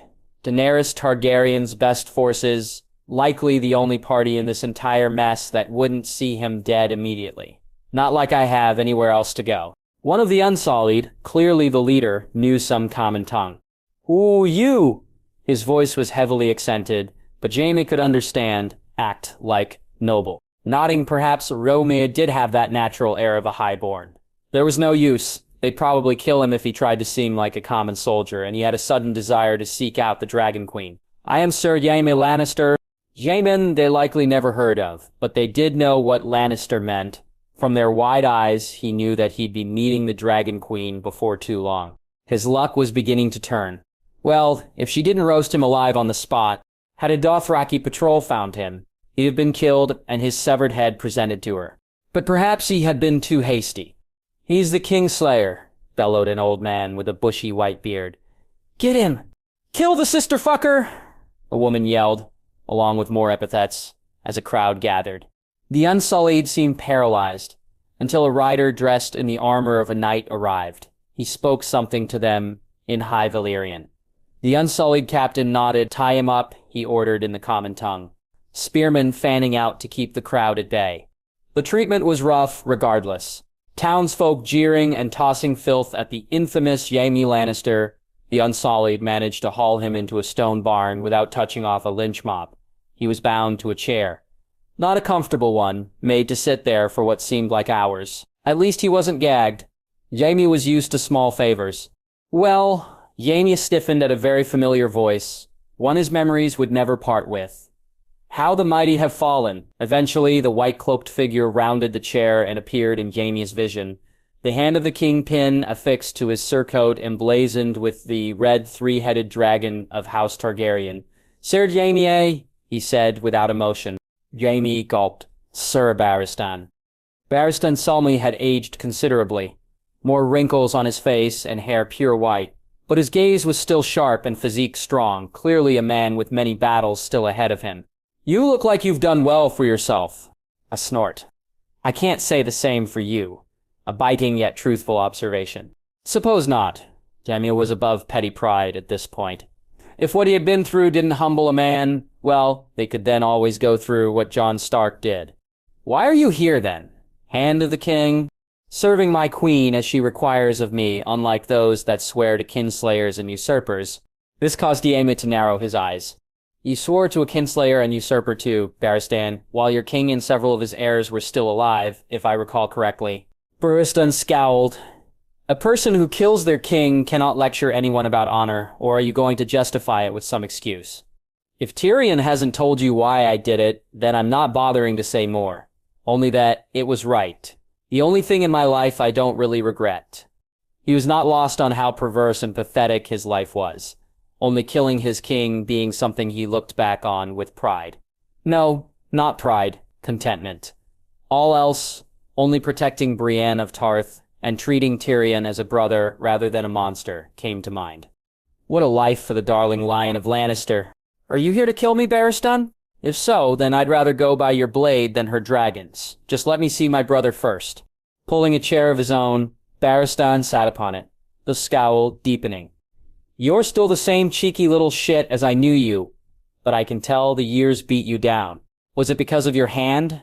The stump, free of the golden hand, was there for all to see. "I can imagine losing your sword hand destroyed you." Jane looked him in the eye. "It was hard, but made me look at some important truths. Old habits die hard, but I'm a different man than I was. I'm the man I should have been, had Robert not killed our king." "Our king?" Now, Barristan laughed, only for a sorrowful look to cross his face. "To this day, I wonder if Sir Arthur being there would have changed anything." "It would have," Jan said with certainty, eyes lost in the past. The old knight stood. "You shan't die by my hand, Sir Jaime. That prerogative belongs to her grace, the remaining heir of the king we both served.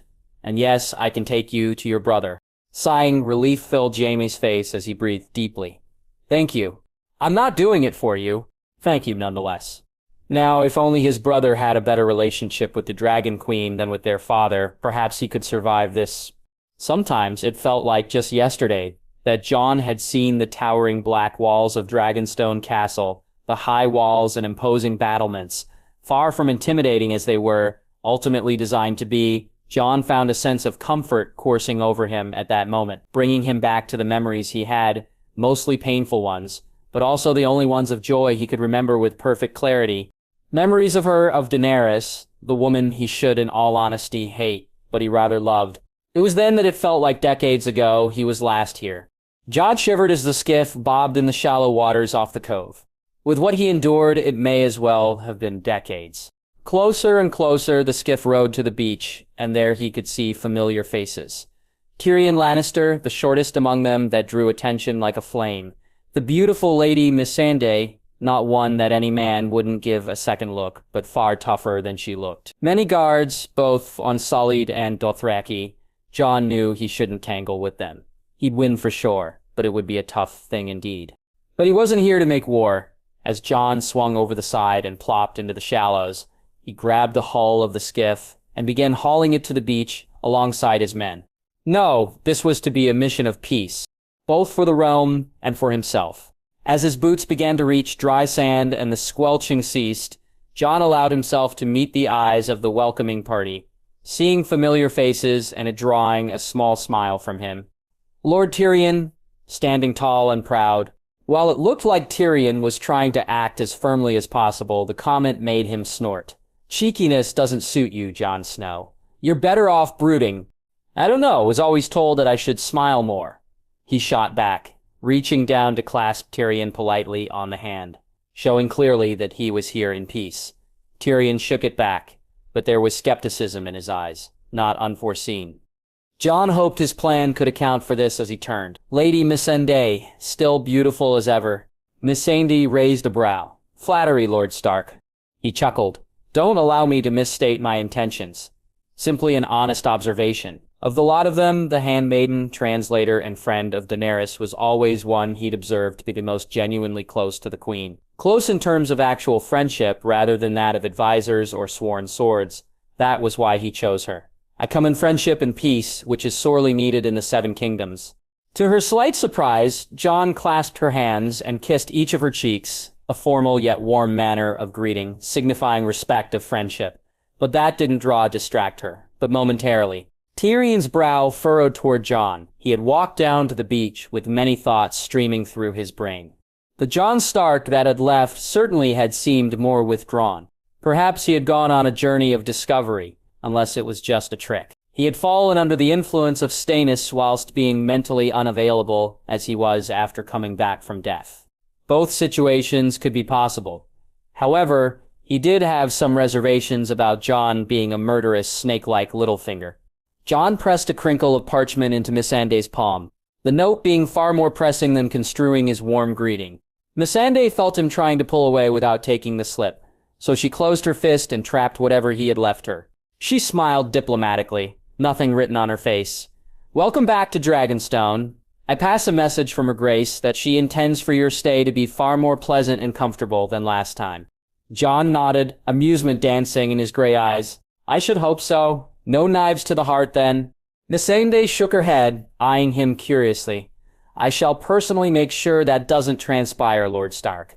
Good. Aside from Her Grace and the dragons, I fear your wrath more than anyone else's.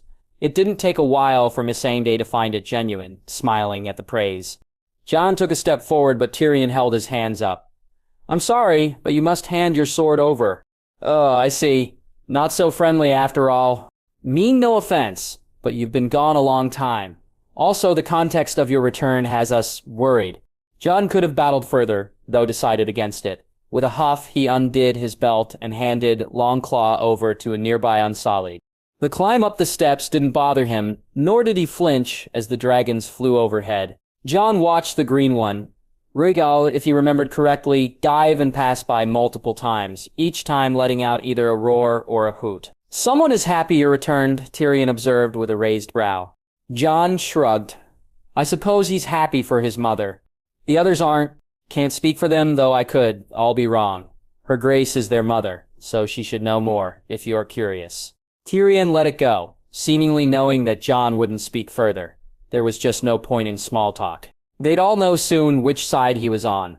At least that was what the imp assumed. Within the throne room, Daenerys sat nervously on the dragonglass throne. Her fingers tapped against the smooth stone of her armrest as she waited, a mood she had been in ever since the sails of Jon's ship had been seen off the coast of Dragonstone. Lord Varys sat beside her on the dais, while Grey Worm and a line of unsullied guards were present. But Daenerys made sure they were standing down. Jon suffered while he was in this room, and she didn't want him to feel ill at ease. Lord Varys, she ended up saying when the minutes dragged into an hour of sitting there in silence. Tell me again what your birds say of his treatment. Your Grace, the eunuch spoke. He was treated as a prisoner in the black cells for over a week, but there were no songs of torture, only interrogation. Daenerys closed her eyes and breathed deeply, willing away the most terrifying worries she had for him. Before we received the dispatch from the Stag's hand, I believe he was kept in comfortable quarters in Maegor's Holdfast. She nodded, thanked the gods for the smallest of favors. Never would he suffer such if she had anything to do about it. The doors finally creaked open, and Dany's heart clenched when Missandei and Tyrion entered. "He is waiting outside for you," her friend stated, taking the place of honor directly across from Dany's left. Letting out a relieved sigh, the queen nodded. "Let him in." She straightened herself, hands placed on her lap. She wore a red and black dress, her house's colors, but a finer, more gentle dress that gave an elegant rather than a fearsome air. Finally, the doors opened fully and her breath hitched. There he was, Jon Stark, the man she loved. He strode in tall and mighty, dressed similarly to how he had been when they first met, but clean. Not a sense of fear or apprehension upon him. He looked confident and powerful, something Daenerys greatly enjoyed. It made him so irresistibly handsome. Presenting Missandei began, adding a little more happiness to her voice, reflecting her queen's relief at seeing Jon Stark alive, well, and returned to Dragonstone. Lord Jon of House Stark, Lord of Winterfell, and Warden of the North. Special Envoy of Peace for the King claimant Stannis Baratheon. The latter made Dany's hopeful smile falter at just hearing it. Briefed as she was on it, they went with such a neutral term for both him and Stannis, both acknowledging the existence of Stannis's claim and Jon's role without confirming the claim or Jon being sworn again to the Stat King respectively. Still, it hurt her heart to think of, but she found his gaze ignorant of all else, with his gray eyes fixed on her in an intensity she had never truly witnessed before. It hardened her heart. "Lord," she cleared her throat, "Lord Stark, it is my honor to receive you here again." "A much better welcoming, for sure, your grace," was his first response, with a tiny smile. The jape was momentary, for he bowed graciously. "I am honored to be hosted by you, and I hope that our dealings will be fair and lead to a proper outcome that ends in a favorable peace." Clasping his hands together, Tyrion didn't look convinced. "A favorable peace for whom?" "Our queen, or your queen." "Tyrion," Dany stated firmly, "that is enough. Forgive me, your grace, but I don't mind answering."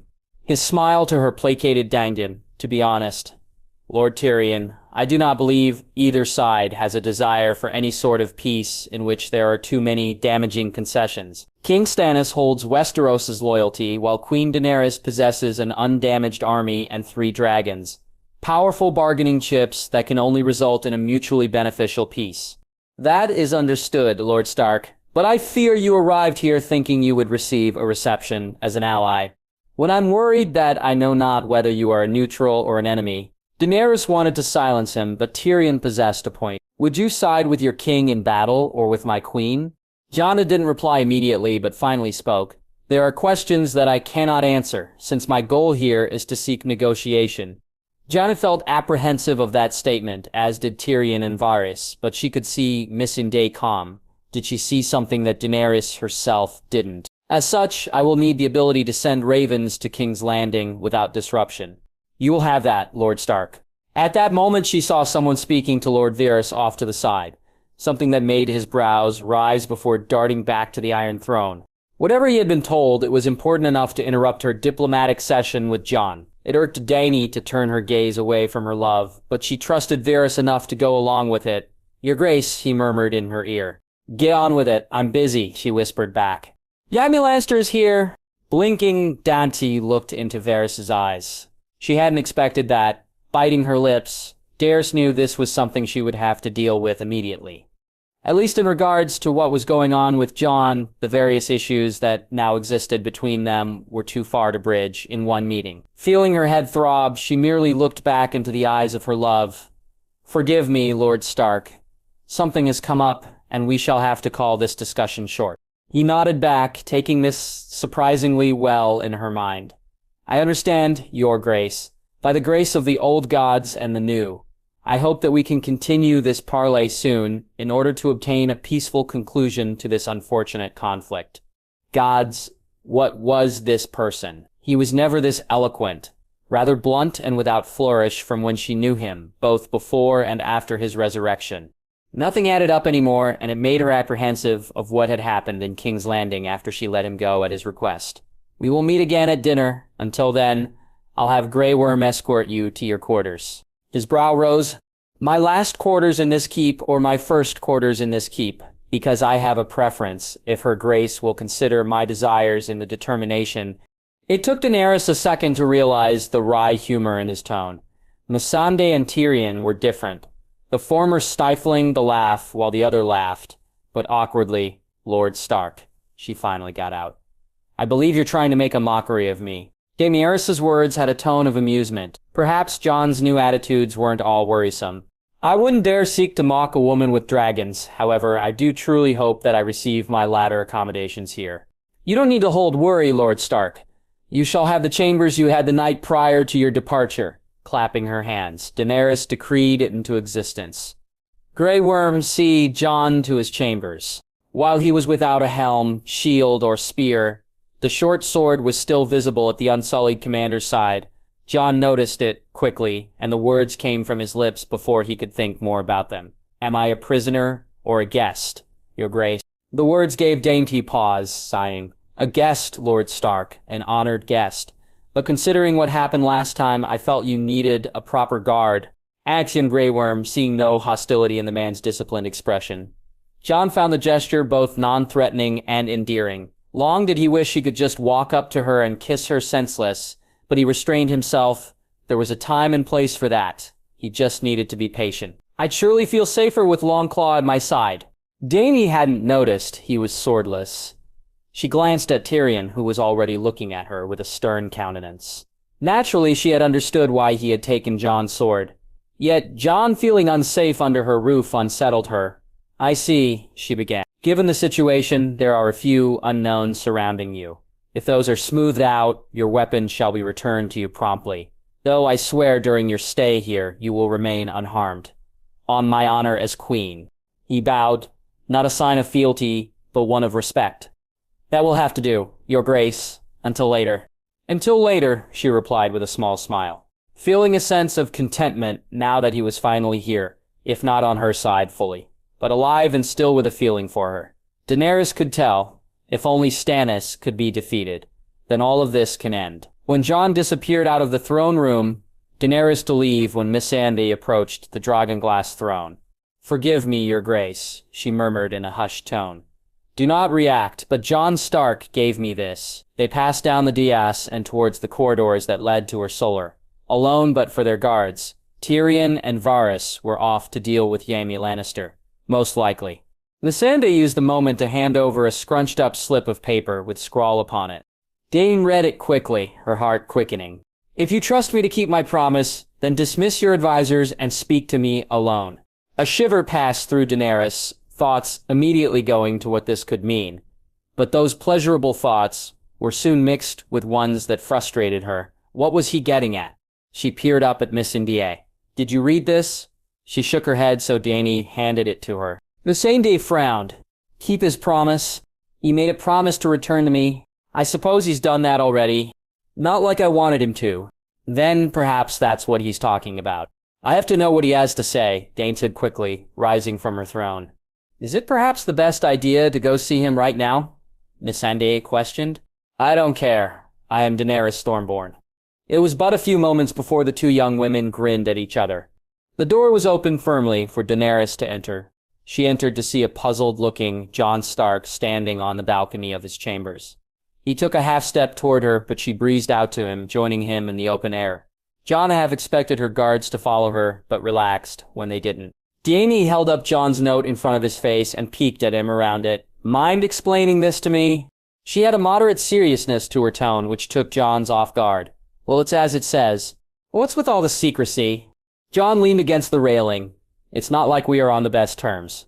Publicly, though I figured you would be sour with me. Dany put her hands on her hips.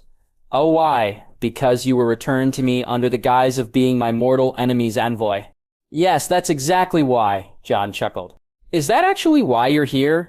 Yes, and no, Jon smirked. When he noticed Dany growing a bit peeved, he continued, Yes, I am here to attempt to reach peace between you and Stannis. No, that is not the only reason I am here. Dany huffed. How can you possibly think peace between us is possible? Because, Thousands upon thousands of lives will be lost if the two of you fight, Jon pointed out. I'm fairly confident that would bother you. A throne on top of millions of bones. Dany looked out to sea, choosing not to answer immediately. If it does bother me, well, then it would be in your best interest to allow me to offer you some options. But we don't have to do that now. In fact, that is the last thing I want to do right now, Jon told her. Not turning fully to him, Dany said. What was the other reason you came here? What you've been thinking of since I got here, Jon said, nearly whispering. What you've always wanted from me. That's the other reason I'm here. I see, Dany turned fully to him. How do you know what I'm thinking of?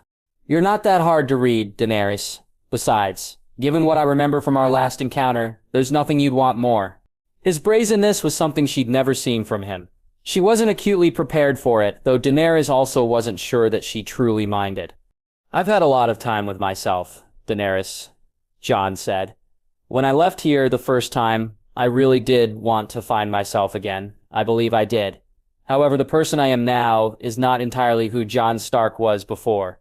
That man may never return. He brought his hand up near his face and flexed it over and over again. Dany noticed some scars on his knuckles. Sometimes I feel like a visitor in my own skin. My mind isn't as a mess as it was. But I don't remember everything. Though there's something I never forgot. You know what it was? Dany shook her head. No. Slowly, Jon brushed his thumb over her chin. Dany closed her eyes at his touch. He whispered, I never forgot you, Dany. Jon stayed quiet for a few moments, then stepped closer to her. I hope it won't be too hard to find your chambers. I'll be making my way there tonight. No one will hear me. Your guard better not be there, as I don't intend to be seen. Dany's body shuddered. She put her hand on the railing for support. Jon backed up to give her some room. You should go, Daenerys. I don't want rumors being spread already. I just got here. She exhaled and straightened herself, running a hand down her dress. That's the thing about rumors. It's hard to stop them once they start to spread, she said. Well, we best try to avoid that in the present time, Jon said. Right? Well, don't leave me cryptic messages then, Dany replied. That way, I won't have to come to make a scene about it. You're lucky, my Unsullied. Don't fully understand the common tongue. I'm not worried about the Unsullied, Daenerys. It's the handmaids. Handmaids are what they are. They hear everything. They know all the ongoings of a castle. A majority of Varys' little birds are handmaids, Dany said. They'll know someone was in my room when they enter in the morning. Think it will be hard for them to guess it was you. At that, Jon was a bit speechless. He wasn't sure how Stannis would react to hearing some rumors of him wooing Daenerys so soon. Naturally, that was something he would have expected Jon to do under the Deceive the Dragon Queen plan. Despite that, his desire for Daenerys was growing more by the second. If he waited much longer, his heart might stop. He'd take the risk. We'll have to just run the gambit, shall we? A man can only wait so long. Dany smirked. I've waited quite a while. Not so much longer now, darling, Jon said, then motioned toward the door. I'm sure we have much more to speak of. However, as I said, you should go, but I will come to find you later. Daenerys nodded, but before she left, she walked over to Jon. He watched her carefully with a raised eyebrow. She brought her hand up to give his face a gentle caress. Plenty of air vacated Jon's lungs. Before he knew it, her feet carried her out of the room at a brisk pace. Sansa Stark was happy. It wasn't close to the carefree joy she had expressed through twirling about in imaginary dance during those happy days before the specter of war and death sighed through Winterfell. She had grown since then, experienced much since then to dampen her spirit and expose her soul to the barbarities of the human spirit, but it was there nonetheless. Concealed as it was behind her ladylike mask of authority, there was the tiny smile on her lips rather than a hard frown. The purpose in her gait rather than one worn with the responsibilities of ruling. The inclination to peaceful resolutions or compromise rather than a hardline stance. All pointed to a source of joy that had entered her life. The servants and guards gossiped as they always did. Some rumors were reasonable, some were outlandish, while others were very close to the mark. But gossip it was. She wouldn't tell, as she didn't want to expose the source of her happiness to the lecherous gazes of her court. Or simply she was too afraid of her happiness to leave her, if it became public. Perhaps a little bit of both. I don't care what others say about me, or us. Podrick had assured her that morning as they were getting dressed. Fresh and relaxed from their nighttime activities, an activity Sansa had learned to enjoy and treasure after so long of being in terror of it. Another reason to be happy with him.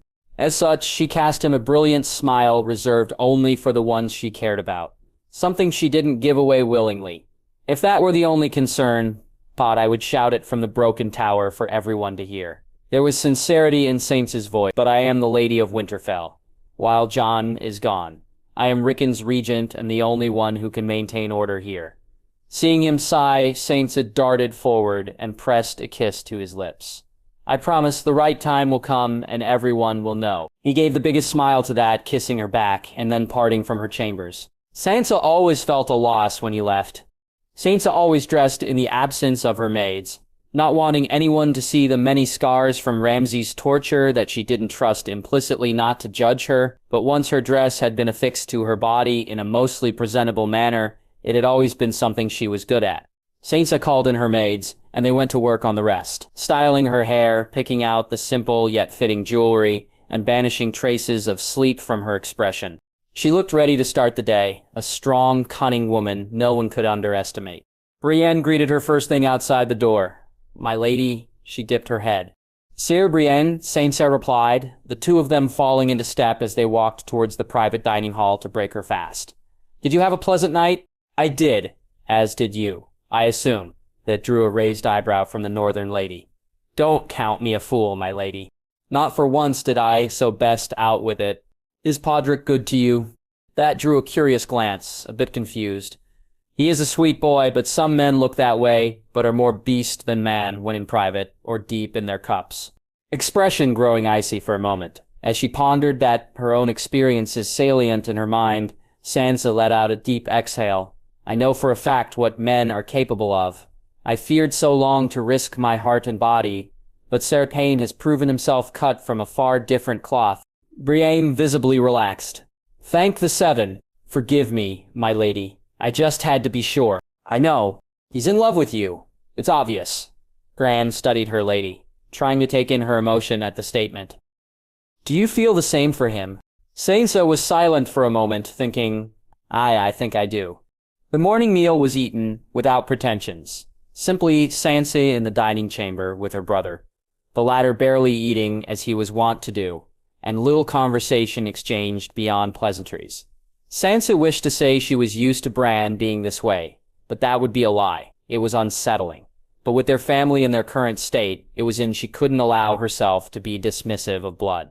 Rickon arriving brought some warmth back, the lad bright with energy as he was finally settling into a proper rhythm of things. His words on the progress of his swordplay and adventures with Shaggy Dog and Ghost always brought a smile to Sansa's face, idly reaching down to scratch at the white fur of Jon's direwolf. It was times like these that she truly missed Lady, and hated herself for not knowing then that Joffrey was an evil monster. Eventually the meal was finished and it was time to hear petitioners, a matter both curtailed and vital during winter. Claims no longer reached into the petty, namely trade disputes or squabbles between the various small folk populating Wintertown, but rather matters of import such as food distribution or the dispensation of the Lord's justice. Perhaps at the moment, Lady's justice would be more appropriate. A tiny smirk was spared for the memory of Cersei.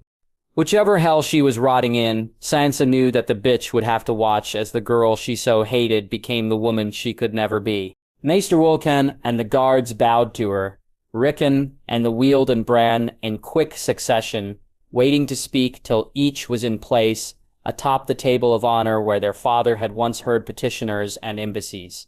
"What is first, Wolkan?" Sansa asked. "A group of warriors seeking to join your cause and pledge their banners to House Stark, my lady. They call themselves the Brotherhood Without Banners." She was instantly suspicious. Sansa had heard of the Brotherhood Without Banners, often as a form of epithet among the Lannisters during the early days of the War of the Five Kings due to their partisan war against Tywin in the Riverlands. That made them more likely than not to be allies, but she knew not to accept something offered so easily. While fighting men are always appreciated, what proof do they have that we can trust them? They are accompanied by one of your bannermen, Lord Howland Reed, and his daughter Mira. Both have told me that the men can be trusted to at least make their case before you. What happened next? Surprised Sansa. Do not let them in. Turning to Bran, she hadn't seen him so animated since before his fall, though it was barely a fraction of before. Why, brother?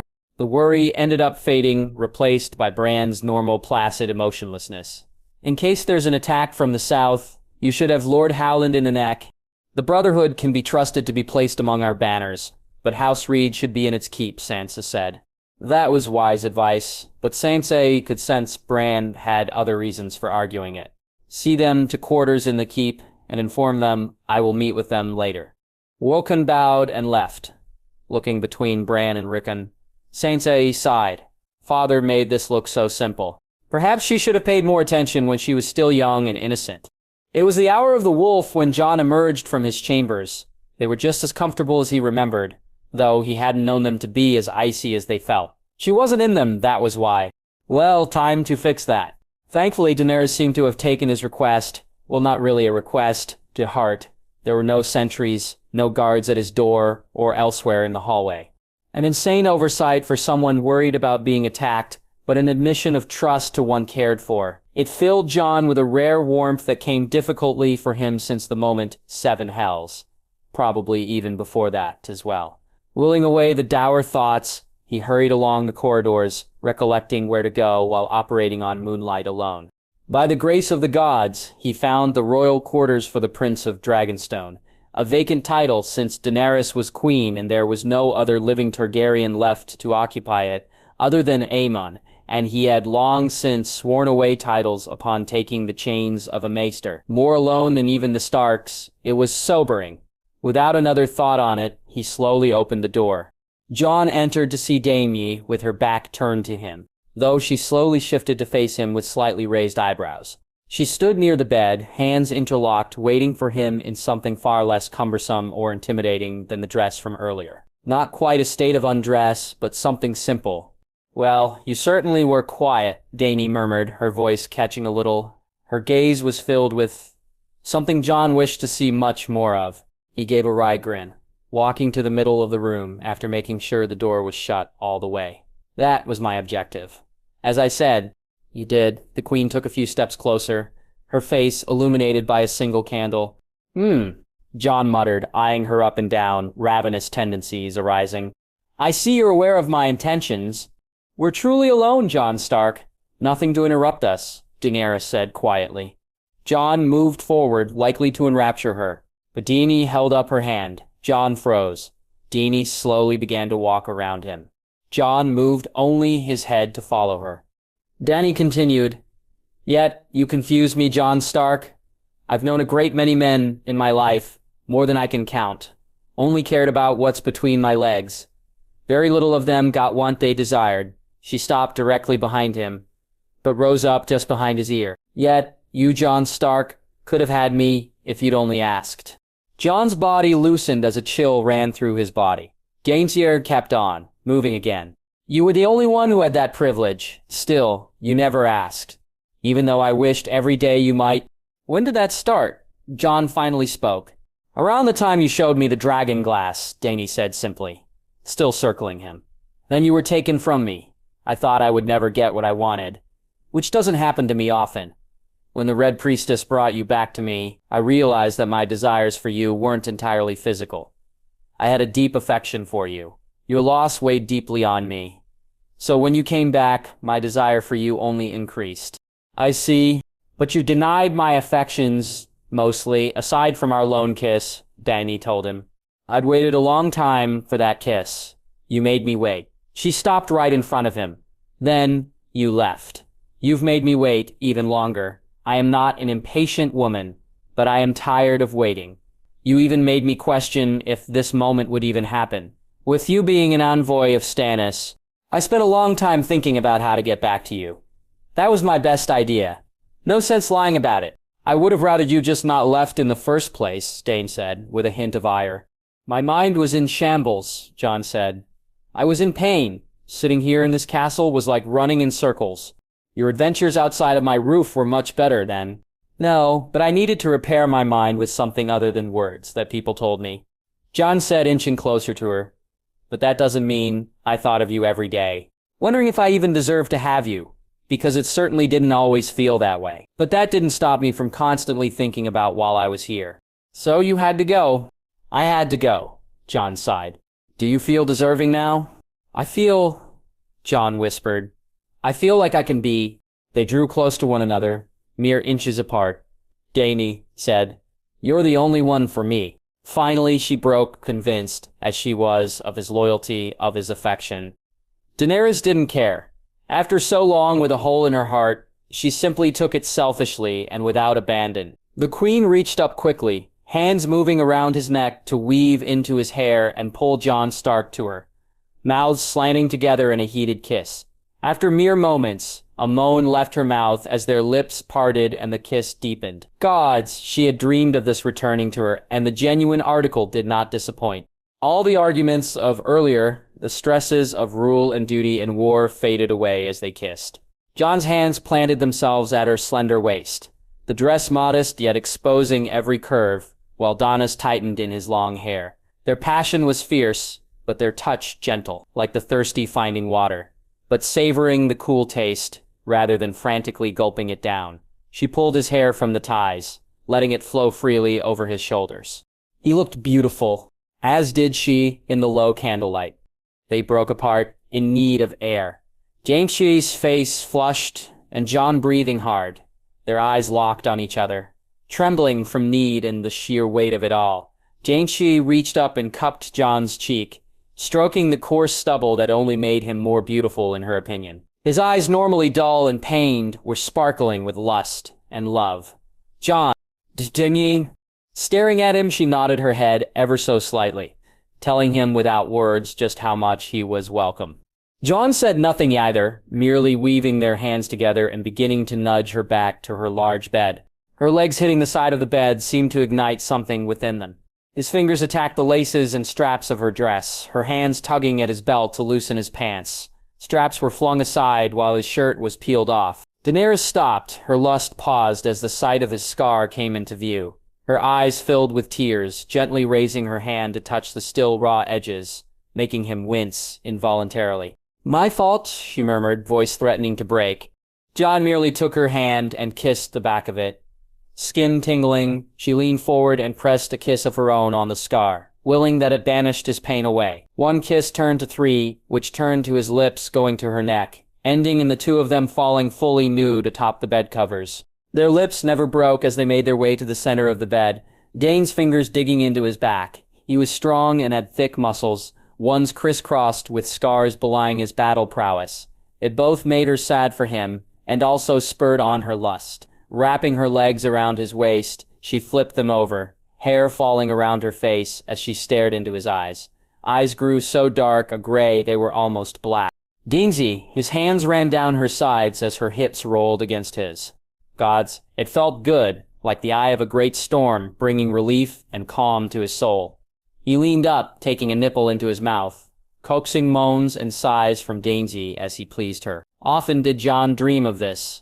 Even before his death, he suspected the reality was far better than any dream, one he couldn't hope to resist even if he wanted to. Finally, after so long, Daenerys sunk down on him, her mouth quivering and him letting out a grunt against her breast. She felt her insides stretched out, and it was glorious. Much as she wanted his mouth on her, Dainty pushed him to his back, hands resting on his chest as she began a pleasing pace. Their eyes locked as she found herself unable to tear away from him. Love comes in at the eyes. Her moans turned to gasps, pressure building quickly. Or had it been hours? She couldn't tell. All that Daenerys knew was that what she felt was nothing she was familiar with. Drogo had been a brute, somewhat tamed by her as she grew pregnant, but never pleasing. Daario wasn't unpleasing when the traitor was her lover, but his arrogance showed that even though she was his queen, he was but a conquest for her. Perhaps she always knew it, which was why it was never truly pleasurable for her. Jon was different. Jon was genuine. Someone that cared for her without selfish motives. Someone she loved in spite of it all. And through his eyes she could tell he felt the same way. Feeling her edge being reached, Danger let him tug her to it, their lips fusing just as she shattered around him, his own seed spurting out at the same time. Moans, screams, and gasps were muffled by their torrid kiss, hands wandering and bodies flushed together. Nothing had ever felt so glorious for either of them. Rolling off of Jon, Daenerys immediately missed the closeness and turned to him, greeted by his face as he was turned to her as well. She giggled softly, the sound so strange to Daenerys' ears, but one not unwelcome. I seem to have the same idea as you. Jon replied, wrapping his arms around her. His breath hitched when he felt her press a kiss against the scar over his heart. Holding her tight, he wouldn't break. He wouldn't feel the same pained emotion that remembering that day brought him. But as the moments passed, realized something. Daenerys stirred, drawn from the hypnotizing sound of her heartbeat. What might that be? He kissed the crown of her silver hair, rewarded by her snuggling closer to him. No pain. First time since our kiss before I left. But it's been gone for a while and I haven't gotten it back. She looked up at him, her face filled with warmth. I'm so relieved to hear that. Only the single candle burning beside the bed. It joined with the moonlight to frame his face. One so serene, it almost didn't seem like Jon Stark. Jon, she murmured, reaching up to cup his cheek. You know I love you, right? Jon covered her hand with his turning to kiss the palm. A simple, intimate gesture that he felt compelled to do. The moment hung between them for what seemed like forever, Dany simply staring into his eyes, and he did not pull away. Does it surprise you? She finally asked. Such was a good question, he found. It does, considering who I am and who you are. Jon ran his fingers along the smooth skin of her bare back. You a dragon, a Targaryen, and me a dire wolf, a Stark. I agree, it does seem unexpected. My dire wolf, her cheek and ear rested back against his chest, finding his heartbeat again. Very unexpected. But I've learned from my life to expect the unexpected, especially from you. Daenerys had been praised before, obsequiously so, by hundreds of dignitaries and tens of thousands of subjects, but none had been as meaningful to her as Jon's laconic phrase. Jon. She enjoyed speaking his name, but averted her eyes from his. Forgive me, but I don't always feel worthy of love. Silent for the moment, Jon thought his response carefully. I won't lie and tell you that you never should feel that. Sometimes I feel unworthy of the love you give me, that my sister Arya gives me. Daenerys looked back up, interested in hearing about his family, but he merely continued, But you love me, so I must be worthy of some of it. She sighed, wondering how she could be so lucky to have him, especially after everything. You are, Daenerys told him, willing that he'd believe it. I hope I am. I think you deserve all the love and happiness possible, Jon told her. You've earned it. Some don't share that opinion. Their opinions are their own, but they don't have to matter to you, Jon said. You have to decide for yourself who matters to you. Cut out those who'd rather see you fall. You matter to me, Jon Stark, Daenerys said quietly. Jon's eyes widened, not certain he'd ever been told that before. Surely he mattered to his siblings, or so he assumed. They'd never told him to his face, according to what little he remembered, though in Arya's case it was obviously implied. But to hear it explicitly from Daenjak gave him a level of warmth inside him. To know that he was important to someone else in that way. He didn't have to fully remember his bastard days to know that little to no one felt that for him back then. He smiled. That means a lot to me to know that. Thank you. Dany brushed her hand against his cheek. It's so easy to love you. Wanting to embrace him fully, to kiss him again, and be lost in their passion as they'd before. Something still Daenerys, something he still hadn't said. Jon Stark, there is still a question that I must ask. Oh? He wriggled down till their eyes were level, smirking. Ask then. Well, a slight blush warmed Dany's cheek, making her look like a young girl rather than a mighty conquering dragon rider. Do you love me? Jon faltered for a moment, then said, I think before I died, I struggled with that. Did I love you? It seemed so surreal, the woman that imprisoned him and nearly burned him alive. I hated you. That's for certain, or at least what I thought you were. Daenerys looked away, biting her lip. Many people said many things of me. After a while, you harden your heart to them, only to become what they say if you aren't careful. Ginny, he made her look at him. Eventually I saw you for what you were, but my vows to Stannis stood in the way. That doesn't answer the question, Jon. No, I suppose not. She snorted. I've heard Northerners can be quite direct. He smiled gently. Yes, they can be. And yet the one sharing my bed is as cagey as Lord Varys. Wanting an answer, Daenerys kissed him firmly, tongues dancing before she pulled back. I ask again, do you love me? Jon resumed the kiss, this one lasting much longer, until they were close to breathless. Irresistibly, I do, his voice was hoarse, close to the breaking point, and fully genuine. A gasp came from Dany's throat. I love you. I love you. Each simply luxuriated in the mutual feeling. Kissing softly, hands brushing against bare skin. All my life, Dainty finally began once their hearts had calmed. I just wanted a home to go to. Someplace safe, where I didn't have to be a pawn, or a queen, or a conqueror. But just myself. Seems I've found that with you against all odds. The odds we faced made impossible look likely. She giggled in spite of herself, faced with a slight grin. If only we had been smarter, been better in how we went about our decisions. Then a lot of pain could have been avoided. Wasn't it you that said, if you look back, you are lost? A man that listens is one never to let go, she japed, only to grow serious again. Able to speak anything on her mind with her new lover, the only man she wanted beside her from here on. Tell me the truth, Jon. I know you want peace. But if the choice came, not a moment did he hesitate. I'd slaughter anyone that dared threaten you. Daenerys shuddered at his words, but wasn't in fear. More in rapture, it really was all a front. Your words in public. I will fight for peace. Do not get me wrong, Daenerys. By the old gods, and the new, I don't want you and Stannis to fight. Both on my own accord, and knowing of what waits for us in the north. But if I need to, I will choose you. I will fight anyone that threatens you. Stannis threatens me. There will be no peace, Jon. Daenerys hated to break his hopes, but she knew many men like Stannis. He'll never give up or give in. If you are right, Dany, that's why I'm here. To stand in the way. She clutched his arm. What good does that do, but put you in danger? Dany asked him. You think I want to think about losing you again? How can I not try to protect you? This sounds like you're protecting Stannis, Dany said, sternly. What reason do I have to negotiate with him? I can win the throne outright. Stannis won't blow up King's Landing as Cersei or the Mad King did. He winced, remembering the Mad King's relation to Dany and not wishing to open that wound. But he won't go quietly. He'll take several thousand or tens of thousands with him in a battle with you.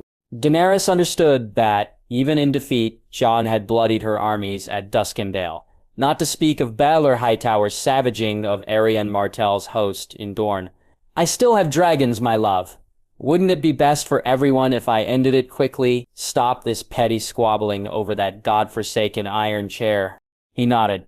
Aye, it would be the easy thing, and I am prepared to stand with you gladly if it's the only way. But would it be the right thing? The manner you wish to acquire your throne and title in? The words hung.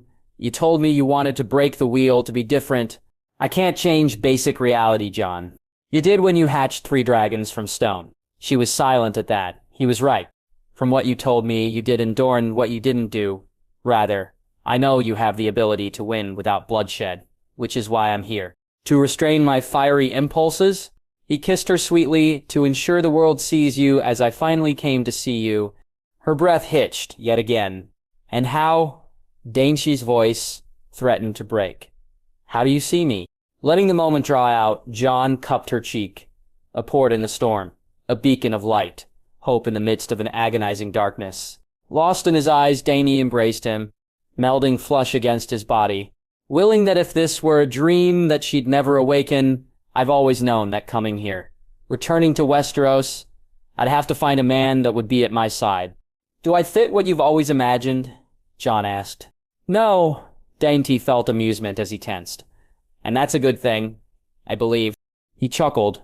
You're what I always needed. Leaning up, she kissed him, one that soon devolved into the torrid passion of earlier. Take me again before I die of thirst, she said breathlessly. Jon gladly obliged,